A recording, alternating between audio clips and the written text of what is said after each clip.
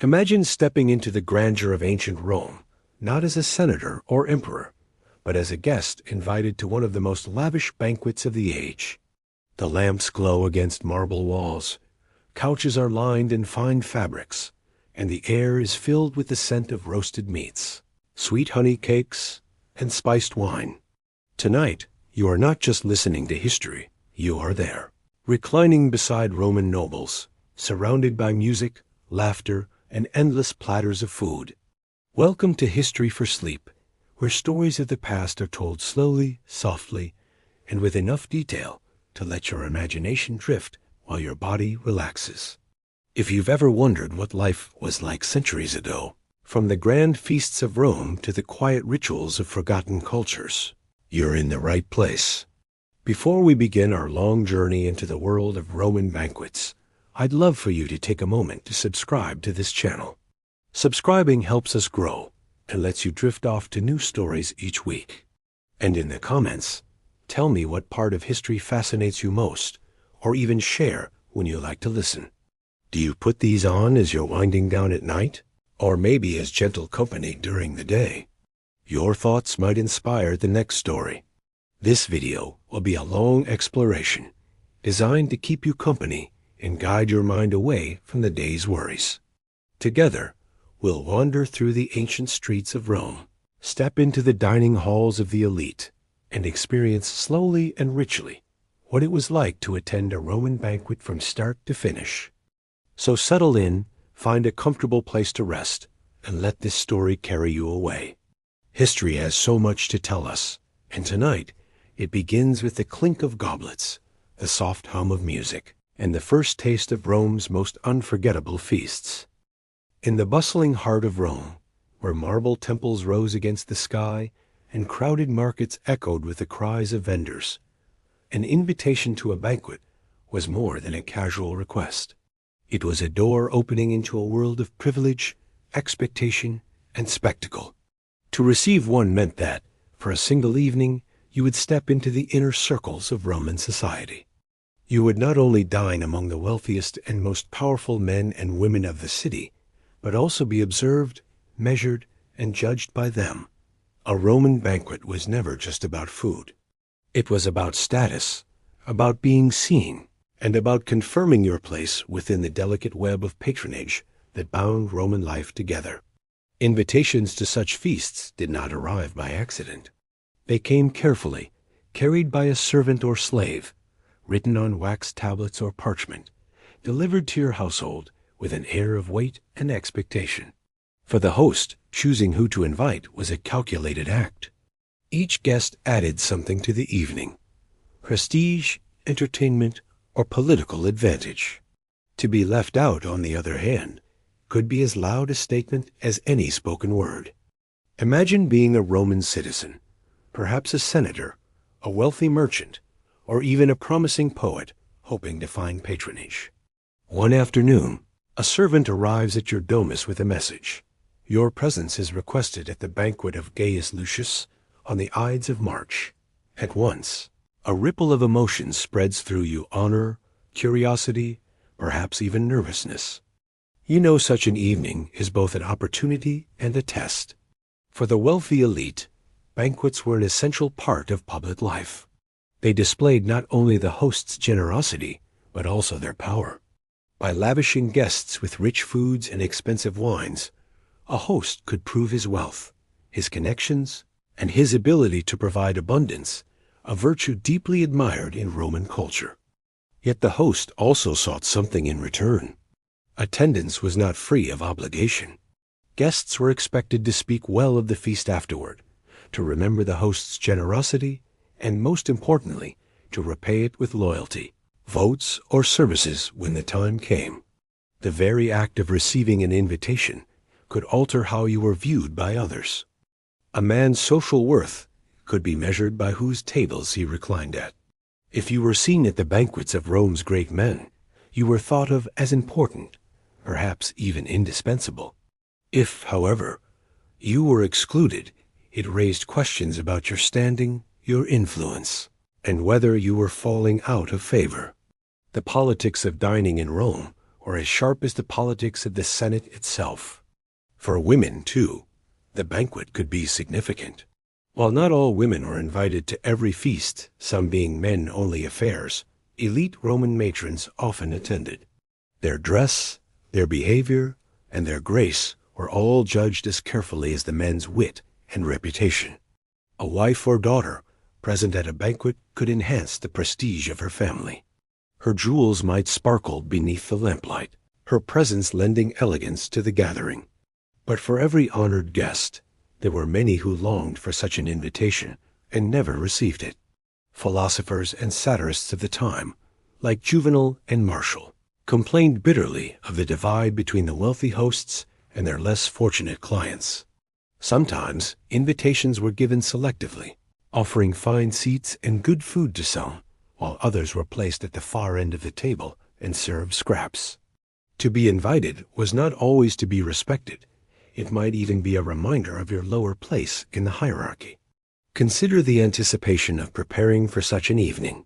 As soon as the invitation was accepted, your household would buzz with activity. Slaves and servants would polish your best clothing, ready your jewelry, and prepare perfumes. Friends might be consulted. Who else would be attending? What subjects might arise at the table? Would there be poets, musicians, or perhaps even the presence of a magistrate or senator? Every detail mattered, for a Roman banquet was not a casual dinner, but a stage upon which reputations could be built or shattered. Yet behind the glittering promise of the feast, there was also anxiety. To arrive late might insult the host. To speak foolishly during the meal might leave you the subject of ridicule. Even your position in the triclinium, the three-couch arrangement of the dining hall, spoke volumes about your rank. Would you be placed in a position of honor, reclining near the host, or relegated to the corner, a silent observer of grandeur? Banquets, in this way, mirrored the Roman world itself. Just as the Republic and later the Empire thrived on a system of patronage and social order, so too did the feast reflect the delicate balances of respect, obligation, and ambition.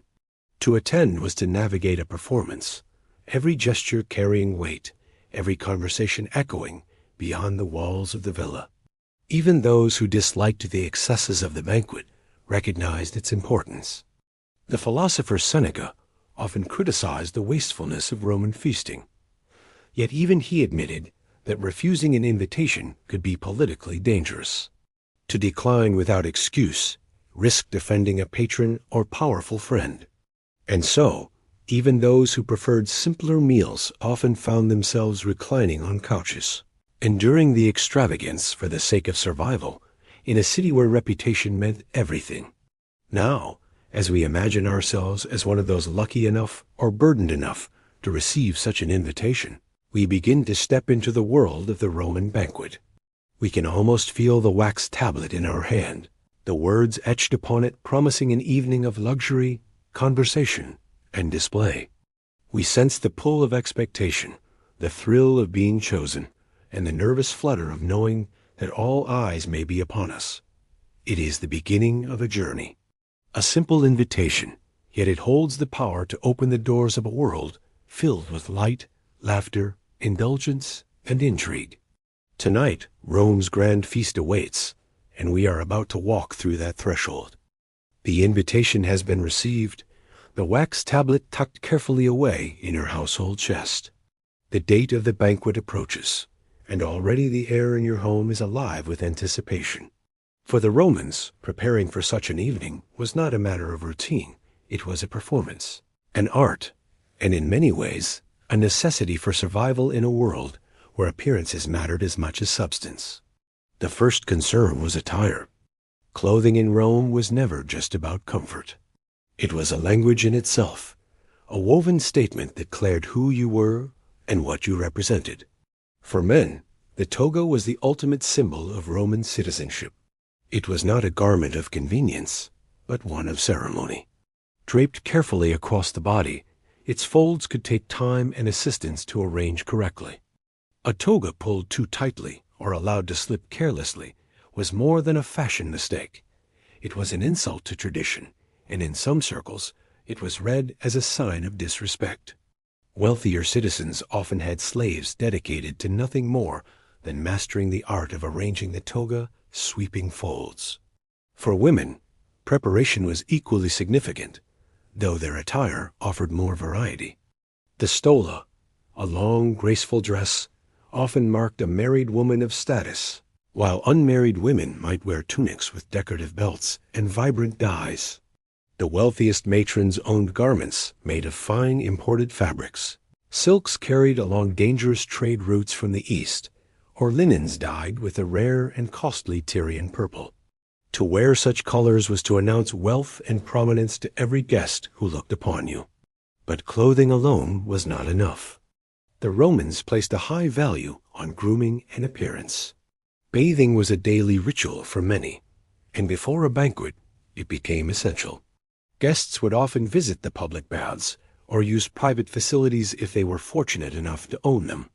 Hot water, warm water, cold plunges, and scented oils left the skin refreshed and fragrant. The ritual was not only about cleanliness, but about entering the evening with a body and spirit prepared for indulgence.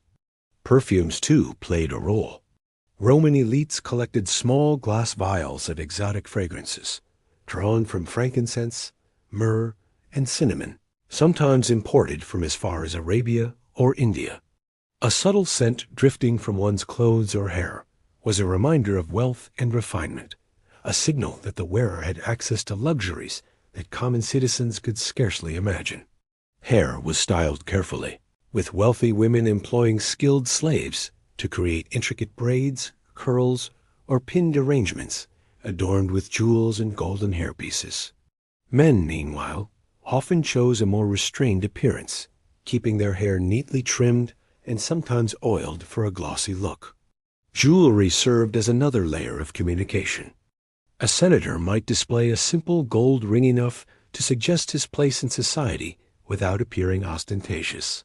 A wealthy merchant or noblewoman, however, might wear elaborate necklaces, bracelets, and earrings inlaid with pearls and emeralds. The jewels sparkled in the lamplight of the evening feast, each shimmer catching the attention of other guests and silently reinforcing the wearer's status. Yet there was more to preparation than outward appearance. Guests also had to prepare themselves intellectually. A banquet was not only a place to eat, but a place to converse. A dull guest, no matter how finely dressed, could quickly become an object of scorn. Many Romans would review recent political events, practice clever turns of phrase, or recall bits of poetry and philosophy before attending such gatherings. The host might invite poets to recite verses, or philosophers to pose riddles and questions. To be caught unprepared, to have nothing witty or intelligent to contribute, was a mark of shame. It was also wise to prepare mentally for the social dynamics of the evening. Seating arrangements carried deep meaning. Those closest to the host enjoyed not only the finest view and food, but also the most prestige. A guest had to be ready to navigate conversations, to show deference when required, and to shine when opportunity allowed. The wrong remark, an inappropriate laugh, or an ill-timed story could weaken one's reputation for months to come. Consider, too, the small but important rituals of offering thanks. It was customary to bring something for the host, a gesture of gratitude for the invitation. A fine wine, a small piece of art, or even a crafted token could serve this purpose. The host, after all, had extended not just a meal, but entry into a circle of power and favor. To arrive empty-handed was careless. To arrive with thoughtfulness was to begin the evening already in good standing. The household of the guest, especially if they were wealthy, took on its own flurry of activity in the hours leading to the banquet. Slaves might polish silver brooches, iron garments, or ensure the sandals shone with a newly applied oil. Even the chariot or litter that carried the guests to the villa might be cleaned and decorated, for the arrival itself was a spectacle. Neighbors would notice, passers-by would whisper, and every detail, however small, contributed to the impression one made. For many, Preparing for a banquet stirred feelings of both excitement and anxiety. A banquet promised luxury and entertainment, yet it also demanded endurance. The meal could last for hours, sometimes stretching long into the night. Guests had to pace themselves, not only with food and wine, but with their words and their behavior. Overindulgence might be laughed at, while restraint might be admired or criticized as dull. Every choice reflected back upon the guest, weaving into the intricate web of reputation that defined Roman society. Children, too, might watch as their parents prepared, absorbing the unspoken lessons of Roman life. They learned that honor was not just fought for on the battlefield or debated in the Senate, but also earned in the dining halls of Rome. A feast was as much a classroom as it was a stage, teaching lessons of etiquette, ambition, and survival in a city that rewarded cleverness and punished folly. And as the final touches were made, garments draped, hair arranged, oils applied, the invited guest would feel a change within themselves. They were no longer simply a man or woman of Rome. They were a participant in one of its most enduring traditions, stepping into a ritual that bound generations together. The feast was more than a meal. It was a living tapestry of culture, power, and community. With the preparations complete, anticipation hung in the air like incense smoke. Soon, the streets would carry the guest toward the villa of the host, where music and lamplight spilled into the night. Soon, the sounds of laughter, the scents of roasted meats and spiced wine, and the subtle dance of reputation and intrigue would begin. The banquet was waiting, and the guest was ready to enter its world. The evening is come. You are dressed, perfumed, and adorned, the folds of your toga or the drape of your stola falling just as they should. The lamps of your household had been lit, casting warm golden light over polished floors and carefully arranged furnishings. Now the time has arrived to leave the safety of your own domus and make your way to the villa of your host. The journey to a Roman banquet was itself part of the performance. To be seen traveling through the city streets, especially toward a wealthy man's home, was to be marked as a person of importance. Neighbors and clients watched from doorways, whispering to one another. "He goes to dine with Gaius Lucius tonight," they might say, with admiration or envy in their voices. Even the act of stepping outside into the city was a kind of declaration. You were not among the forgotten, not among the overlooked. You were moving within the circles that mattered. If you were fortunate enough to be wealthy, you might be carried to the feast in a litter borne by slaves, its curtains drawn aside, just enough for passers-by to glimpse the fine figure within. The litter swayed gently, its pace steady, as the bearers navigated through the uneven stones of the Roman streets. Alternatively, you might ride in a small carriage, its wheels clattering across the cobblestones, the sound echoing against the tall walls of insulae, the apartment blocks that loomed above the narrow alleys. Those with fewer means, of course, walked. Yet even on foot, one walked with purpose, head held high, dressed in the finest garments one could afford.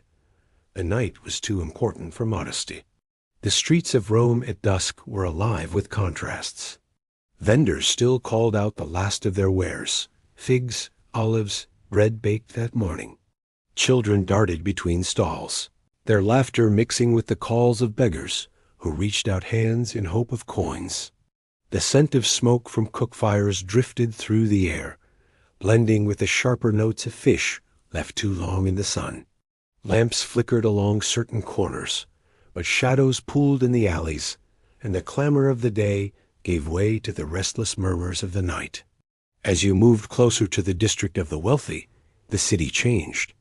The crowded insulae gave way to quieter streets lined with tall walls, behind which lay the spacious villas of senators, magistrates, and merchants of power. Here, the air smelled less of smoke and fish, and more of gardens and incense. Through the open gates, glimpses of marble columns and mosaics could be seen, a promise of the splendor waiting within. Arriving at the host's villa was itself a moment of ritual. The domus was designed to impress from the very threshold. Its great doors stood open, guarded by doorkeepers and flanked by statues or painted panels. Torches burned at the entrance, casting light across the marble steps and illuminating the faces of arriving guests. Servants stood ready to greet each new arrival, their voices formal as they welcomed them in the name of their master. For a guest, the moment of arrival carried weight. To appear confident, to greet the doorkeepers with grace, to allow the host's slaves to take your cloak or sandals, all of these actions were small but meaningful. They demonstrated your familiarity with custom, your comfort with the rituals of wealth. Those who hesitated or faltered risked appearing unpracticed, outsiders to the elegant world of Roman banqueting. As you stepped into the villa, the sounds of the city faded behind you, replaced by the cool stillness of stone halls. The atrium opened before you, its wide space centered by an impluvium, a shallow pool designed to catch rainwater from the opening in the roof above. The water shimmered faintly in the torchlight, reflecting the painted walls and the marble busts of ancestors set proudly on display. This was no accident. The atrium was the heart of the Roman home, the place where the family displayed its lineage, its wealth, and its devotion to tradition. As you passed through, you were reminded of the power of your host, whose family history gazed down upon you from carved stone eyes. Other guests arrived in waves. You might recognize familiar faces, fellow senators, merchants, or poets whose verses had been recited in the forum. Greetings were exchanged, some warm, others cautious, for banquets were as much arenas of rivalry as of friendship. Behind every handshake, every polite phrase, lay calculations of status and influence. Who had arrived first? Who stood close to the host? Who was left to wait, lingering awkwardly in the atrium until summoned further within? These details did not go unnoticed. While you waited, attendants might offer a sip of watered wine or small morsels to whet the appetite. A bowl of olives, a few figs, perhaps a taste of cheese. These were not yet the feast, but preludes, gestures of hospitality to prepare the senses. The true meal awaited in the triclinium, the dining hall, where couches were laid out and tables prepared. But before entering, it was time to observe, to measure the mood of the gathering, to listen to the early conversations rising like soft music beneath the vaulted ceilings. The villa itself spoke volumes about the host. Its walls might be decorated with fresco scenes of gods, heroes, or landscapes from distant lands. Mosaics glittered underfoot, crafted from thousands of tiny tiles arranged in intricate patterns. Lamps hung from bronze fittings, their flames dancing across polished marble floors.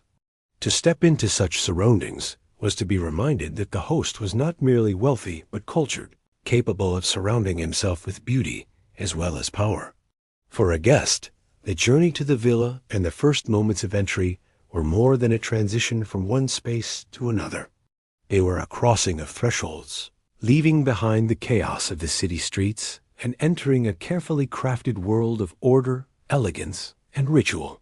Each step carried you closer to the heart of the evening, where food, conversation, and performance would weave together into an experience remembered long after the lamps were extinguished. There was also a sense of anticipation in the air, a quiet hum beneath the formalities. What dishes would be served tonight? What entertainers had been hired? Would the evening bring laughter, or perhaps scandal? Guests exchanged glances and small smiles, each one aware that the banquet held not just pleasures of the palate, but the potential for drama, revelation, and intrigue. At last, as the gathering of guests was complete, a servant beckoned you forward. The time had come to leave the atrium behind and step further into the villa. Ahead, beyond decorated doorways and corridors filled with the faint strains of music, the triclinium awaited, the true stage upon which the Roman banquet would unfold. You follow the others, your sandals whispering against the mosaic floor, the glow of lamplight guiding your way. With each step, the anticipation grows. The feast is near, and with it, the chance to experience Rome, not as it was in the dusty forum or the roaring circus, but as it lived and breathed in the intimate, glittering world of the banquet hall. The journey is complete. You have arrived. The villa door closes softly behind you, and the din of Rome's busy streets fades into memory. Within these walls, a new world unfolds, quieter, calmer, yet alive with the careful orchestration of wealth and power. You stand now in the atrium, the central hall of the Roman household, and every detail around you is designed to impress, to signal the dignity and lineage of the host. The atrium is not merely an entryway. It is the heart of the Roman domus, the public face of the family, the space where visitors are received, and where ancestors seem to watch from their marble busts. The ceiling above is open, a rectangular aperture known as the compluvium, through which light filters during the day and through which rain descends during the storms of winter. Directly beneath lies the impluvium, a shallow pool sunk into the floor to catch the falling water. Tonight, with the lamps burning softly along the walls, the impluvium reflects the golden glow of firelight, its rippling surface casting gentle patterns upon the surrounding stone. Around the atrium, the walls are painted with frescoes. Scenes of myth and nature unfold in vivid color: Apollo riding his chariot across the sky, nymphs dancing beneath painted trees, seashores filled with dolphins leaping among waves of deep blue. Each fresco serves a purpose: to remind visitors that their host is a man of refinement, a patron of the arts, and a participant in Rome's long tradition of cultured living. Beneath the frescoes, mosaic floors glisten with polished tiles, arranged in geometric patterns or small depictions of vines and birds. You walk carefully, mindful of the artistry beneath your feet. Slaves move quietly around the hall, their footsteps barely audible as they see to their duties. One steps forward with a shallow dish of cool water, offering it so you may dip your hands and cleanse them before entering further. Another brings a cloth, perfumed lightly with lavender, to refresh your skin. This is not only hospitality, but a ritual, the act of purification before reclining at the feast. Near the impluvium, a table has been set with small offerings: bowls of olives, clusters of figs, slices of cheese, and cups of mulsum, wine sweetened with honey. Guests arriving early may take a taste, for these morsels are meant not to satisfy hunger, but to awaken the appetite, to prepare the palate for what is yet to come. You accept a fig, its sweetness mingling with the scent of incense that drifts faintly from braziers at the corners of the room. The host himself appears, his steps measured, his smile warm but calculating. He greets each guest in turn, his words gracious, his tone inviting. Yet beneath the welcome lies an unspoken truth. Every greeting is also an acknowledgement of obligation, of favor exchanged and to be repaid. When he clasps your hand, you bow slightly, expressing thanks for the honor of being invited. He leads you forward, his voice soft but steady, as though he is guiding you not only into his home, but into the complex web of relationships that sustains Roman life. Other guests gather in small groups around the atrium, their voices mingling in polite conversation. You hear fragments of discussion comments on the day's debates in the forum, whispers about new legislation, laughter over the latest scandal. Some speak of poets and plays, others of trade and wealth flowing in from distant provinces. Each word spoken is part of the evening's performance, for even in this early stage, reputations are being weighed and connections tested. At the far side of the atrium, niches hold the images of the host's ancestors, carved in stone or cast in bronze. Their eyes, though lifeless, seem to gaze upon the gathering, silent witnesses to the continuity of family honor. The Romans placed great importance on lineage, and to display the faces of forefathers was to remind all who entered that this was a household rooted in history, its authority derived from generations of strength and service. You pause for a moment, feeling the weight of their presence, as though the past itself approves or disapproves of your attendance. A musician begins to play softly, the notes of a lyre floating through the hall like a gentle breeze. The melody is unobtrusive, meant not to distract but to soothe, to ease the transition from the noise of the city to the refinement of the feast. The sound mingles with the murmurs of conversation and the quiet splash of water in the impluvium, creating a harmony of impressions that lulls the senses into readiness for the evening ahead. Slaves return with more mulsum, pouring it into shallow cups of glass or silver. You sip carefully, savoring the sweetness, knowing that wine will flow more freely later in the night. The first taste is meant only as an introduction, a promise of abundance without excess. The atrium also serves as a place of observation. Guests glance discreetly at one another, noting the richness of clothing, the shimmer of jewels, the confidence with which each man or woman holds themselves. Subtle judgments are made. Who has prospered since the last gathering? Who shows signs of decline? Who arrives with new companions?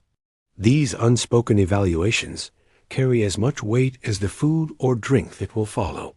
For the banquet is as much about social measurement as it is about pleasure. After a time, when the host is satisfied that all his honored guests have arrived, a signal is given. A servant appears, bowing low, and announces that the triclinium is ready. Conversations soften, and a hush of anticipation falls across the atrium. Guests set down their cups, smooth their garments, and prepare to enter the next stage of the evening. The transition from the atrium to the triclinium is more than a physical movement. It is a passage deeper into the host's world, a step from the public face of his household into the more intimate space where his wealth and generosity are displayed in full.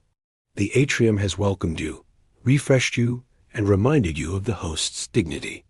Now the true heart of the banquet awaits, where couches are arranged, lamps burn brightly, and the first course of the evening stands ready to be served. As you follow the line of guests toward the dining hall, you take one last glance at the atrium. The water of the impluvium shimmers in the lamplight. The faces of ancestors watch from their niches, and the faint strains of the lyre linger in the air. This is the threshold. You have crossed the place where Roman hospitality begins, where honor is displayed, and where the feast first whispers its promises. The evening has only just begun. From the atrium's gentle brightness, you follow the slow procession of guests into the triclinium, the dining room that is less a room than a stage. The lamplight here is warmer, closer. Flames lean in bronze cups, their reflections trembling across polished marble and the glossy blacks and reds of frescoed walls. The ceiling seems lower, the air sweeter with the mingled scents of oil lamps, cedar chests, and the faint promise of spices drifting in from the kitchens. You have arrived at the very heart of the evening, where the ritual of dining will unfold with measured grace. The triclinium takes its name from the 3 couches the lecti sat around a low table. Imagine a horseshoe of comfort. One couch along the left, one along the right, one across the far side, embracing a table whose surface gleams with silver dishes and bright ceramics. Each couch is piled with cushions stuffed with wool and down, the fabrics dyed in shades that flatter the lamplight, deep umbers, muted reds, soft mossy greens. The arrangement is deliberate, symmetrical, and symbolic, for in Rome, every placement tells a story. A servant gestures with an open palm, inviting you to your place. It is never merely a seat, it is a judgment. The couches have names. Lectus imus, the lowest couch. Lectus medius, the middle. Lectus summus, the highest. Honor flows through these placements like wine through a cup, and position is a map of favor and expectation. The place of greatest regard is not simply at the head, as some might assume, but often the leftmost position of the middle couch, the spot where the host may keep close a guest he wishes to elevate, to listen to, or to impress. Where you recline says who you are tonight. Reclining is itself a language. You ease onto the couch and settle on your left side, propping your upper body upon cushions, your left elbow sinking lightly into their give. Your right hand remains free for eating and for the casual sweep of gesture that belongs to graceful conversation. The posture at first may feel theatrical to a modern mind, but in Rome it signals ease, status, and participation in a tradition that binds the city to Greece and beyond. To recline is to be free of the rush of the daytime world, to enter a protected time when nourishment and talk restore the spirit. Servants attend to the next quiet ritual, washing. A basin appears, and a stream of cool water slides over your fingers. A soft cloth follows, then a light brush with perfumed oil, a citrus whisper, a note of laurel. You breathe more evenly, aware of the slow settling of your body into the couch. Another servant places a napkin the mappa near your hand. Its woven edge has been embroidered with a subtle border, the kind of detail that says the host cares for appearances and for the comfort of his guests.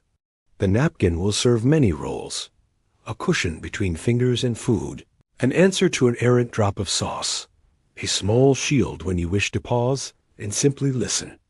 Around you, the other guests recline by rank and relationship, arranging themselves into the soft geometry of the evening.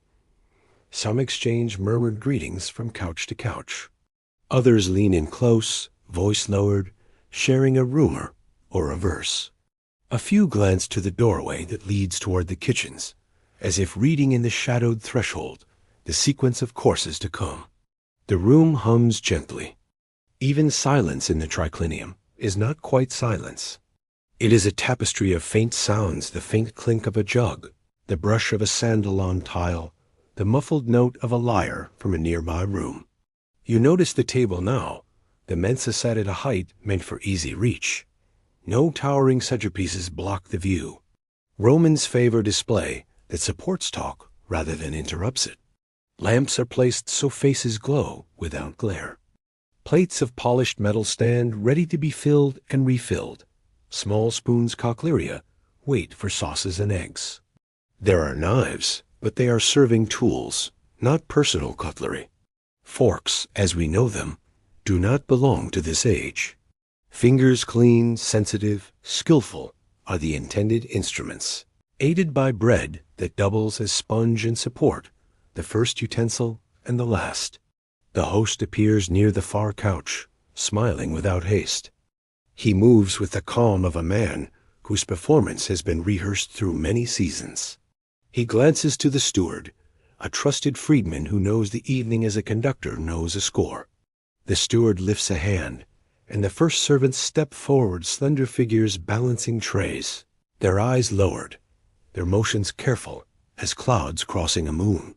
Before the food, there is wine and always mixed. A great mixing bowl, the crater, is visible near the wall, tended like a small hearth. From it, a servant fills a jug, and from the jug he fills shallow cups, never brimming, always moderate. The wine is softened with water, sometimes perfumed with herbs or honey, so that pleasure arrives gently rather than in a rush. The Romans are careful to distance themselves from the rawness of unmixed wine. It is a matter of refinement, of mastery over excess. The host raises his cup, a few words of greeting, a wish for health, for harmony, for a night of good talk. Cups lift in answer, and the triclinium breathes as one. Now the etiquette awakens fully. You learn the rhythm quickly. Take only what is near, accept what is offered, pass what you cannot reach, thank with a nod more than with a flood of speech. Eat with patience. Sauce is not a race. It is a way to draw attention to the subtleties of the dish. Do not reach across another's plate.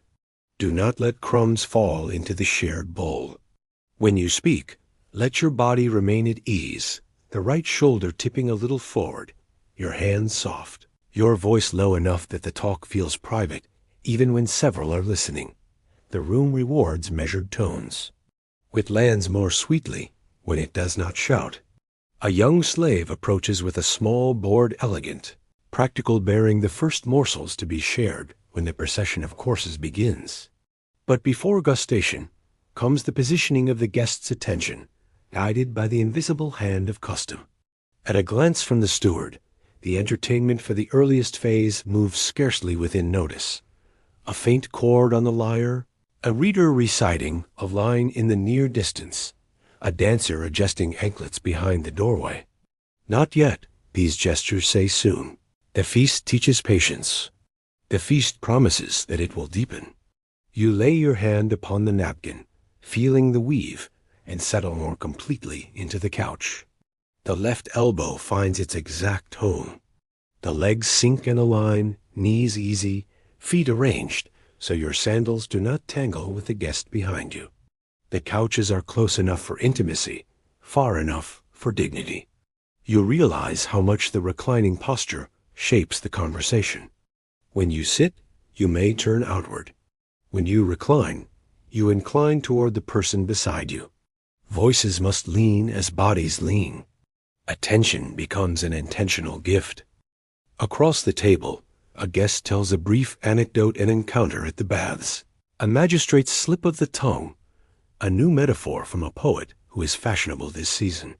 Laughter rises, low and clean, the kind that warms rather than flares. Someone asks a modest question, and the story rounds itself in a neat curl. You notice how the host, with a subtle rhythm of questions and appreciative hums, braids the conversation into a single thread. This, too, is a role, Magister Convivi, the master of the gathering. The wine may have its own arbiter later, the Magister Bibendi, who sets the ratios and the pace. But for now, the host conducts the table's mood. More guests arrive to their places late, not in rudeness, but in choreography, as if the evening has been arranged in acts. Each addition adjusts the tone. A philosopher takes his couch, lines on his brow softening as he finds his elbows rest. A wealthy widow of good humor settles near the lectus summus, her bracelets giving the smallest music when she reaches for a fig. A young poet, invited perhaps to please the poet's patron, rather than for his own renown, glances with quick, grateful eyes, then stills into the posture everyone else has learned, composed, receptive, ready. The steward surveys the room once more, then tips his chin toward the door. The servants return with basins and pour another run of clear water across the guest's fingers, a reminder that the ritual of touch hand to bread, hand to fruit, hand to the glimmering skin of an olive remains clean and intentional. A tray of warm towels follows, the heat a small mercy against the cool of stone. The mappai are lifted and adjusted. The meal is at the edge of beginning. Before the first dish, there is a moment that feels like silence in a courtyard before rain. The lamps flutter, and the fresco's heroes, vine scrolls, sea creatures, seem to lean a fraction closer. A servant places a modest dish on a stand near the host, and the host, with the mildest glance, offers the first portion to the guest of honor. Not much, intentionally. The gesture outweighs the quantity. The honored guest responds with the delicacy Roman courtesy prefers. A word of praise for the kitchen, a measured smile, a tiny portion passed to the neighbor. The message travels. This will be a night of generosity that knows how to pace itself. Around the edges of the room, you glimpse the machinery of grace. Cupbearers hover in attentive drift. A carver, the scissor, tests the keen edge of a knife against a lemon rind, his face impassive and focused. A boy stands poised with a fan of peacock feathers to brush away a stray insect, not with panic, but with the languid dignity of a temple attendant. The steward meets each pair of eyes in turn, translating the host's intent into the language of movement. Now, here, gently hold. You feel how the triclinium tames time. Outside, Rome roars and haggles and hurries. Inside, the night elongates. You know the stages that will follow gustatio, the first course to open the appetite, the great tide of main dishes, the sweetness of secunda mensa.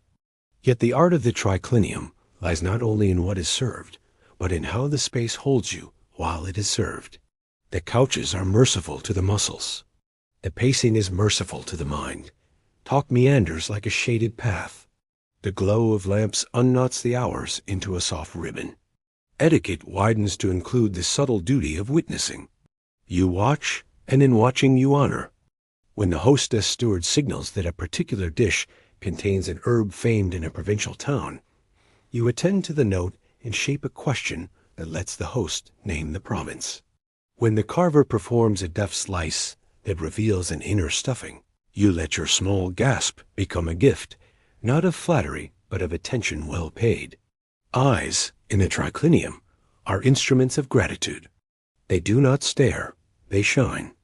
Occasionally, a servant offers a small bowl of scented water and a pinch of powder to refresh the fingers between tastes. You learn to accept with a nod, to sweep fingertips lightly through, to dry with a napkin in swift, quiet pats. The quiet choreography grows familiar, almost lulling. Reach, taste, pause, wipe, sip, lean, listen, laugh, replenish. It is a tide that carries you, and the couch is your shoreline. And always the seating speaks. The guest to your left is valorized by his nearness to the host. The guest to your right carries an older friendship that needs little display.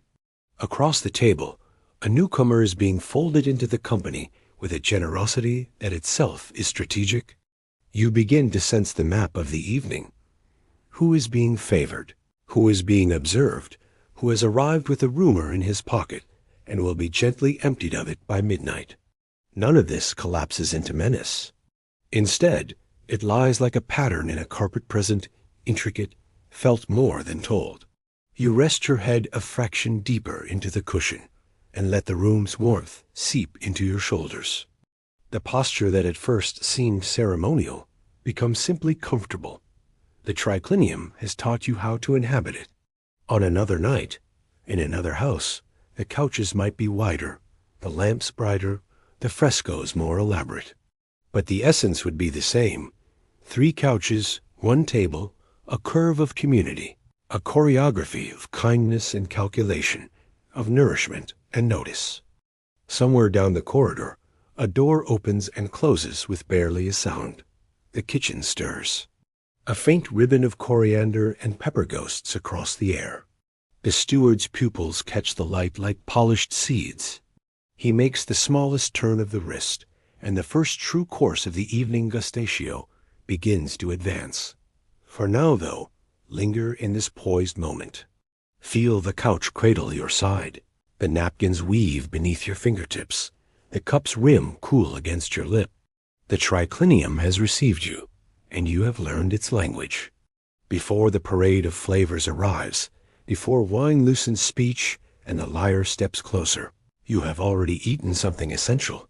The gentle pace of Roman ease, the savor of being placed, the comfort of belonging, if only for a night, to the arc of 3 couches drawn around a shared table. The banquet appears effortless. Guests recline in comfort. Cups are filled without pause, and dishes arrive in an endless stream of flavors and colors. Yet behind every moment of ease lies a vast and hidden machinery of labor.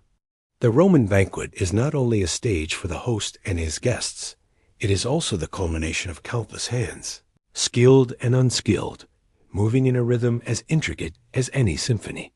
For the wealthy elite of Rome, servants and slaves were the invisible foundation upon which luxury rested. To host a feast without a well-drilled household of attendants would have been unthinkable. Their presence was not simply practical, but essential to the very definition of convivium, the act of living and dining together. Guests expected refinement. Food must arrive hot, wine cool, plates clean, couches fluffed, and floors swept before the first sandal touched them. Such expectations could only be met by the tireless, often unseen work of others. In the villa's depths, the kitchens were alive with heat and clamor long before the guests arrived. Fires roared in the hearths, bronze cauldrons hissed with steam, and the air was thick with the mingled aromas of roasted meats, herbs, and honey. Cooks shouted to one another, their hands moving swiftly as knives sliced, pestles ground, and trays were hurried from one table to another. These cooks were often slaves trained in the art of Roman, cuisine men and women, who had learned how to transform ordinary ingredients into dazzling spectacles. Some belonged to the household, while others might have been hired from professional caterers who specialized in staging grand displays. The archimagiris, or head cook, was a figure of great responsibility. He carried the authority of an artist, deciding how the evening's courses would be arranged, how sauces would be blended, and how dishes would be presented to astonish the guests. His skill could raise the prestige of the household. His failure could tarnish the host's reputation. Recipes were closely guarded secrets, passed from one cook to another, refined through experimentation. Dishes like stuffed dormice, peacock roasted with its feathers reattached for display, or sausages laced with pine nuts and herbs, were as much performances as they were sustenance. But the work extended beyond the kitchen. Cupbearers puri ministeri were tasked with the delicate art of serving wine. They moved gracefully between couches, filling cups from elegant jugs, never spilling, never pausing too long. A good cupbearer was trained to read the subtle cues of a guest.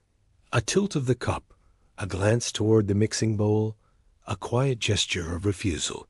He had to know when to offer and when to withhold, for overindulgence could reflect poorly, not only on the guest, but also on the steward who managed the flow. Some cupbearers were chosen for their beauty as well as their skill, their presence adding an aesthetic charm to the evening. Other attendants carried platters of food, balancing them with practiced steadiness as they circled the couches. The structors de carvers were particularly admired for their dexterity. With swift, precise cuts, they portioned meats into delicate slices, often performing the act with a kind of flourish that drew murmurs of appreciation from the guests. To carve well was to turn food into spectacle, to elevate the feast into art.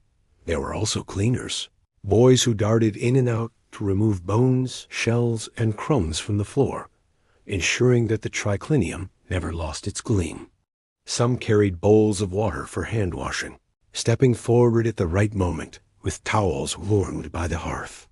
Others refreshed the lamps, trimming wicks and pouring oil so the glow of the room never dimmed. Each task was small, but together they maintained the illusion of seamless luxury. Not all servants belonged to the world of food and drink. Entertainment required its own cadre of attendants. Musicians tuned lyres and flutes, dancers adjusted costumes, poets prepared scrolls for recitation. Slaves might accompany performers, carrying instruments or holding props, ready to step forward when summoned. Behind the laughter and applause of the dining hall, these figures stood in quiet readiness, their presence as carefully orchestrated as any note of music. Overseeing all of this was the villicus or steward, sometimes a trusted freedman who managed the household with the authority of a general. He moved quietly through the villa, checking the kitchens, signaling to servers, watching the faces of guests to measure satisfaction. His duty was to ensure that no glass remained empty, no plate bare, and no guest unattended. The steward's mind held the entire map of the evening, from the timing of courses to the order of entertainments. In his hands rested the smooth unfolding of the banquet. For the slaves themselves, the banquet was both routine and peril. A mistake could bring swift punishment, for the stakes of honor were high. To spill wine on a senator's toga, to drop a platter before the host, to fumble with the carving knife, all could tarnish the evening and humiliate the household. Some masters were lenient, others cruel, but all demanded perfection. And so the servants moved with tense precision, every gesture practiced, every step rehearsed, every glance weighed. Yet in their skill lay a kind of quiet pride. A well-trained servant knew he could move through a crowded triclinium without a sound, balancing a tray as though it were light as air. A cupbearer could pour wine with a steady hand, even as the laughter of the table swelled around him. A cook could present a dish so stunning that even the most jaded guest raised an eyebrow in admiration. Within the shadows of servitude, there existed a craft, an expertise, and even a reputation whispered among households. This cook is unmatched. This steward never errs. This boy pours wine as if guided by the gods. For the guests, the servants were part of the atmosphere, noticed only when they excelled or failed. Yet the very rhythm of the banquet depended on them. The ease of conversation, the abundance of food, the sparkle of wine, all were threads woven by hands that rarely received acknowledgment. The feast, in its brilliance, was both theirs and not theirs, created by their labor, yet never meant for their enjoyment. As you recline on your couch and watch the seamless ballet of attendants moving through the hall, you may feel the weight of this invisible world. Every cup filled, every platter passed, every lamp trimmed is a reminder that the grandeur of Rome was not born from marble alone, but from human effort, unseen, unthanked, yet essential. And while the guests laugh, toast, and savor the night, the servants remain in motion, guiding the feast from one stage to the next. Their work is endless, their presence constant, their role vital. Without them, the banquet would collapse into chaos. With them, it becomes the elegant theater of abundance that defines Roman luxury. The illusion holds, the feast continues, and the first true course now approaches, the gustatio, the appetizers that will awaken every sense and carry the guests deeper into the evening's pleasures. The triclinium grows still as the servants prepare for the opening act of the feast. This first course, the gustatio, is not meant to overwhelm but to awaken. It is the soft overture before the symphony, a gentle stirring of the appetite, a reminder that dining in Rome was never rushed. To begin with abundance too quickly would spoil the rhythm of the evening. Instead, the Romans chose to entice the senses slowly, to prepare body and mind for the flood of flavors yet to come. Platters appear, carried with quiet care by young attendants. The scents arrive before the food itself, herbs, oils, the sweetness of honey mingling with the salt of the sea. The guests lean forward slightly, curiosity evident in the soft murmurs that ripple along the couches. Everyone knows the first impressions matter most. A successful gustatio sets the tone for the night, promising refinement and novelty. The dishes are varied, each one small enough to savor, yet rich enough to linger on the tongue. Eggs, boiled and sprinkled with black pepper, arrive first. The egg was a symbol of beginnings, of potential, and it marked the start of countless Roman meals. Simple, yes, but dressed with spices carried over land and sea, they became more than ordinary. Pepper from India, shipped across deserts and oceans, made even a humble egg an emblem of Rome's far-reaching power. Olives follow, glistening in bowls of polished bronze. Some are dark and wrinkled, their saltiness sharp and bracing. Others are green, plump, and tender, marinated in herbs and vinegar, their flavor softened by thyme or fennel seeds. Guests pick them with fingers, placing stones discreetly into small dishes provided by the servants. Olives, grown on Roman soil, were both common and beloved, a reminder that the bounty of Italy itself was the foundation of empire. Next come cheeses, crafted from the milk of sheep and goats. Some are firm, crumbling slightly as they are sliced. Others are soft, spreading across bread with a tongue that lingers. A drizzle of honey may accompany them, for the Romans loved the marriage of sweet and savory. Honey, thick and golden, is poured from clay jars, its aroma earthy and rich. Bread, still warm from the oven, is offered as a companion, its crust crisp, its inside soft, perfect for scooping and pairing with every taste. Seafood, too, finds a place in the gustatio. Small fish, salted and dried, are brought forth, their flavor strong, meant to sharpen the appetite.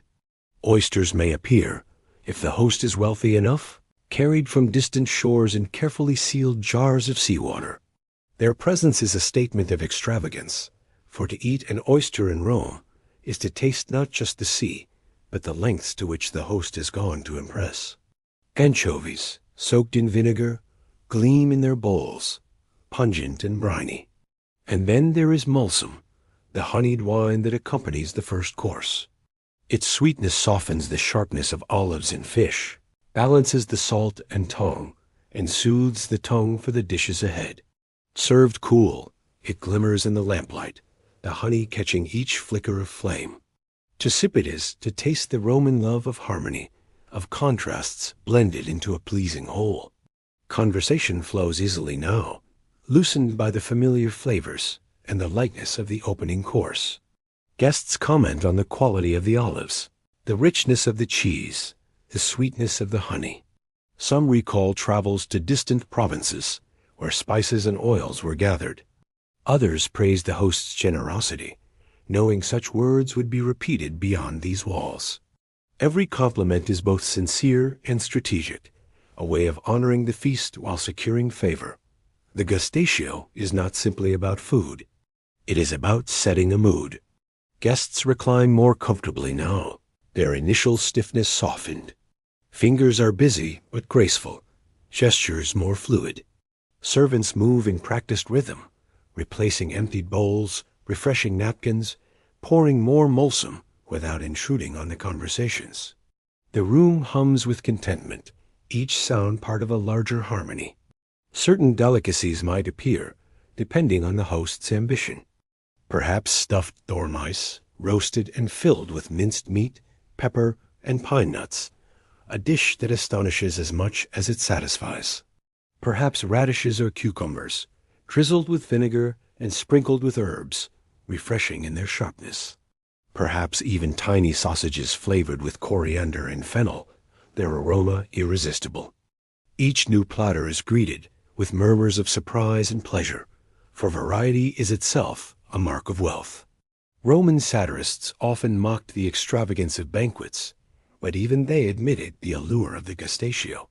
It was the moment when anticipation was at its height, when hunger was sharpened but not yet sated. Seneca might shake his head at oysters and stuffed dormice, but even he knew the power of beginnings. To impress early was to hold the evening in one's grasp. For the guests, the first course was also an opportunity to gauge the feast to come. Was the honey wine of good quality? Were the olives fresh, the cheese aged to perfection? Did the platters arrive promptly, carried with elegance?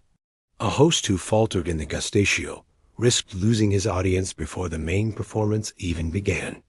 But tonight, all is in harmony. The dishes are abundant, but not excessive, exotic, but balanced by the familiar. The host has set his tone. This will be a feast of abundance and refinement, but also of care and thought. As the bowls are cleared, and servants bring fresh water for washing hands, a hush of satisfaction falls over the triclinium. Guests lean back into their cushions, their appetites whetted, their spirits warmed. The opening act has done its work. Stomachs are eager, but not yet full. Tongues are loosened. Conversations flow like the honeyed wine. The host raises his cup once more, offering a short toast, a blessing for health, for fortune, for the joy of shared company. Cups lift in answer, and the sound of drinking fills the room, soft and steady. Then, as if on cue, musicians pluck their instruments, and the steward signals to the kitchens. The great tide of the evening is about to begin. The gustatio has opened the senses. The palate is alive, the appetite awakened. What comes next will be grander, richer, more daring. The main courses that transform dining into spectacle, that turn food into theater. The first act is complete. The curtain now rises on the heart of the Roman banquet. The first course has passed, and with it the gentle overture of olives, cheese, eggs, and honeyed wine. Guests recline more comfortably now, their bodies eased by warmth and conversation, their appetites sharpened by promise. Into this anticipation flows the heart of the evening, the prime mensae, the main courses. Here, the host reveals his ambition most clearly, for in Rome, the grandeur of the dishes was a measure of wealth, power, and refinement. The doors to the kitchen open, and the procession begins. Servants carry platters large enough to require 2 sets of hands, each dish gleaming beneath the lamplight. Aromas rise into the triclinium.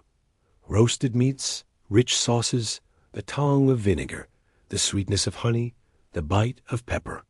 Conversation falters for a moment as eyes follow the spectacle. For the Romans, food was more than sustenance. It was theater, and the curtain now rises on the feast's grandest act. One platter bears a roasted boar, its skin crisp and golden, glistening with juices. Around it are arranged sausages made from its own meat, flavored with coriander and pine nuts, a display of culinary cleverness. The boar's tusks have been polished, its mouth stuffed with fruits to symbolize abundance. Guests murmur their approval. The sight alone is meant to astonish. The carver, standing with practiced dignity, begins his work, slicing portions with precision and elegance. Each cut is both performance and necessity, his knife moving as smoothly as a musician's bow. Another dish follows a whole peacock, roasted yet presented with its brilliant feathers reattached after cooking. Its plumage fans out in dazzling display, shimmering green and blue in the lamplight. Few dishes captured the Roman love of spectacle more than this. To eat peacock was not only to taste something exotic, but to show that the host could command beauty as well as flavor. The meat, tender and pale, is served in portions accompanied by sauces, spiced with cloves and cinnamon. Dormice, stuffed with minced pork and herbs, appear in small trays, a delicacy that often astonished foreign visitors. Each tiny creature, round and fragrant, is both food and curiosity, proof that no ingredient was too humble to be transformed by Roman culinary imagination. Some guests take them eagerly, praising the flavor. Others smile politely, preferring to admire rather than taste. Either way, the presence of such dishes marks the host as a man of extravagance. Fish, too, make their entrance: sea bream, mullet, or perhaps even a prized red snapper. Served whole, they are decorated with garlands of herbs, their skin glistening with oil. Some are baked in clay, cracked open at the table to release the aroma of herbs sealed inside. Others are grilled and served with garum, the fermented fish sauce beloved by the Romans, sharp and salty, used as generously as we might use salt or soy sauce today. The tang of garum fills the air, a flavor as remarkable as olive oil or bread. Alongside these great dishes come smaller marvels: stews of lentils flavored with mint, roasted game birds glazed with honey, hare served with wine-soaked raisins, and lamb stewed with leeks and onions. Each dish is accompanied by sauces, some thick with nuts and vinegar, others sweetened with dates, still others fiery with pepper. Romans loved contrast, and a single bite might contain sweet, sour, salty, and spicy all at once. The palate was kept awake, surprised, delighted. Wine continues to flow, always mixed, always moderated by the steward. New flavors are added now, perhaps rosemary or myrtle, perhaps saffron dissolved into the liquid. Guests sip between courses, the wine cleansing the tongue and carrying conversation forward. With each refill, the mood grows warmer, laughter easier, and talk more animated. For the Romans, the main courses were not simply about indulgence, but about display. To serve peacock, ostrich, or flamingo tongue was to declare wealth and power. These birds, imported from distant provinces, required networks of trade and the wealth to pay for them. A dish could tell a story: that the host's ships reached Africa, that his agents traded in the East, that his influence stretched across the empire. To eat was to participate in Rome's dominion, to taste the reach of its power. Guests respond with the appropriate admiration. Compliments are offered to the host, praises for the cook, astonishment at the variety. Some guests tell stories of other feasts they have attended, comparing flavors, recalling dishes served by senators or even emperors. Others offer anecdotes about the origins of certain ingredients, how pepper traveled from India, how cinnamon came from Arabia, how dates grew in the hot deserts of the East. In this way, the banquet becomes a journey across the world, a map drawn not in ink but in flavor. Yet for all its extravagance, The main course also requires discipline. Guests must pace themselves, for the feast is long and the dishes plentiful. Too much indulgence too soon risks exhaustion, or worse, ridicule. Romans valued appetite but disdained gluttony, and the line between the two was fine. To recline with poise, to eat with measured enjoyment, to praise without overindulging, these were the marks of a refined diner. Servants moved constantly, clearing empty platters, bringing new ones, refreshing cushions, and ensuring no guest is left unattended. Their movements are swift but silent, preserving the illusion that abundance simply appears as if conjured. The steward watches carefully, signaling with the smallest gestures, maintaining the rhythm of the evening. Between dishes, entertainers step forward, musicians playing soft melodies, dancers moving gracefully between the couches, a poet reciting verses about love, war, or the gods. The entertainment does not distract from the food, but weaves itself into the rhythm, giving guests moments to rest their appetites, to converse, and to admire before the next dish arrives. And still, the spectacle continues. Perhaps a dish of flamingo, its meat sliced thin, served with dates and honey. Perhaps a platter of sausages, spiced with cumin, their skins crisp from roasting. Perhaps a stew of venison, flavored with juniper and wine. Each new arrival brings fresh wonder, and each wonder deepens the sense that this is not simply a meal, but a grand performance. The main courses are the soul of the banquet, the place where Rome's love of abundance, novelty, and display is most fully revealed. To recline among them is to feel both the power of empire and the intimacy of shared indulgence. The flavors astonish, the sights impress, the sounds soothe. For a time, the outside world fades away, replaced by this shimmering moment of luxury and community. As the final platters of meat and fish are cleared, guests recline deeper into their cushions, hands resting, voices softer now. Satisfaction glows in their eyes, and the air is heavy with the scent of roasted meats, spices, and wine. The steward signals again, and basins of water are brought forth. Hands are washed, napkins refreshed, the table cleared. The great tide of the main courses has ebbed, leaving behind fullness, warmth, and memory. Yet the feast is not over. Ahead lies sweetness, the secunda mensa, the dessert course, where fruits, nuts, and honeyed cakes will close the evening with gentleness. But before dessert comes pause, entertainment, talk, and the flow of wine, drawing the night onward like a river that never hurries. The spectacle of the main course has ended, but its impression lingers. Tonight, you have tasted not just food, but the reach of Rome itself, an empire expressed in flavors, textures, and abundance. The feast moves forward, and the night deepens. As the platters of roasted meats and exotic birds are cleared away, the heart of the feast gives way to something more fluid, more enduring, more essential to Roman conviviality and even food itself, the steady, graceful flow of wine.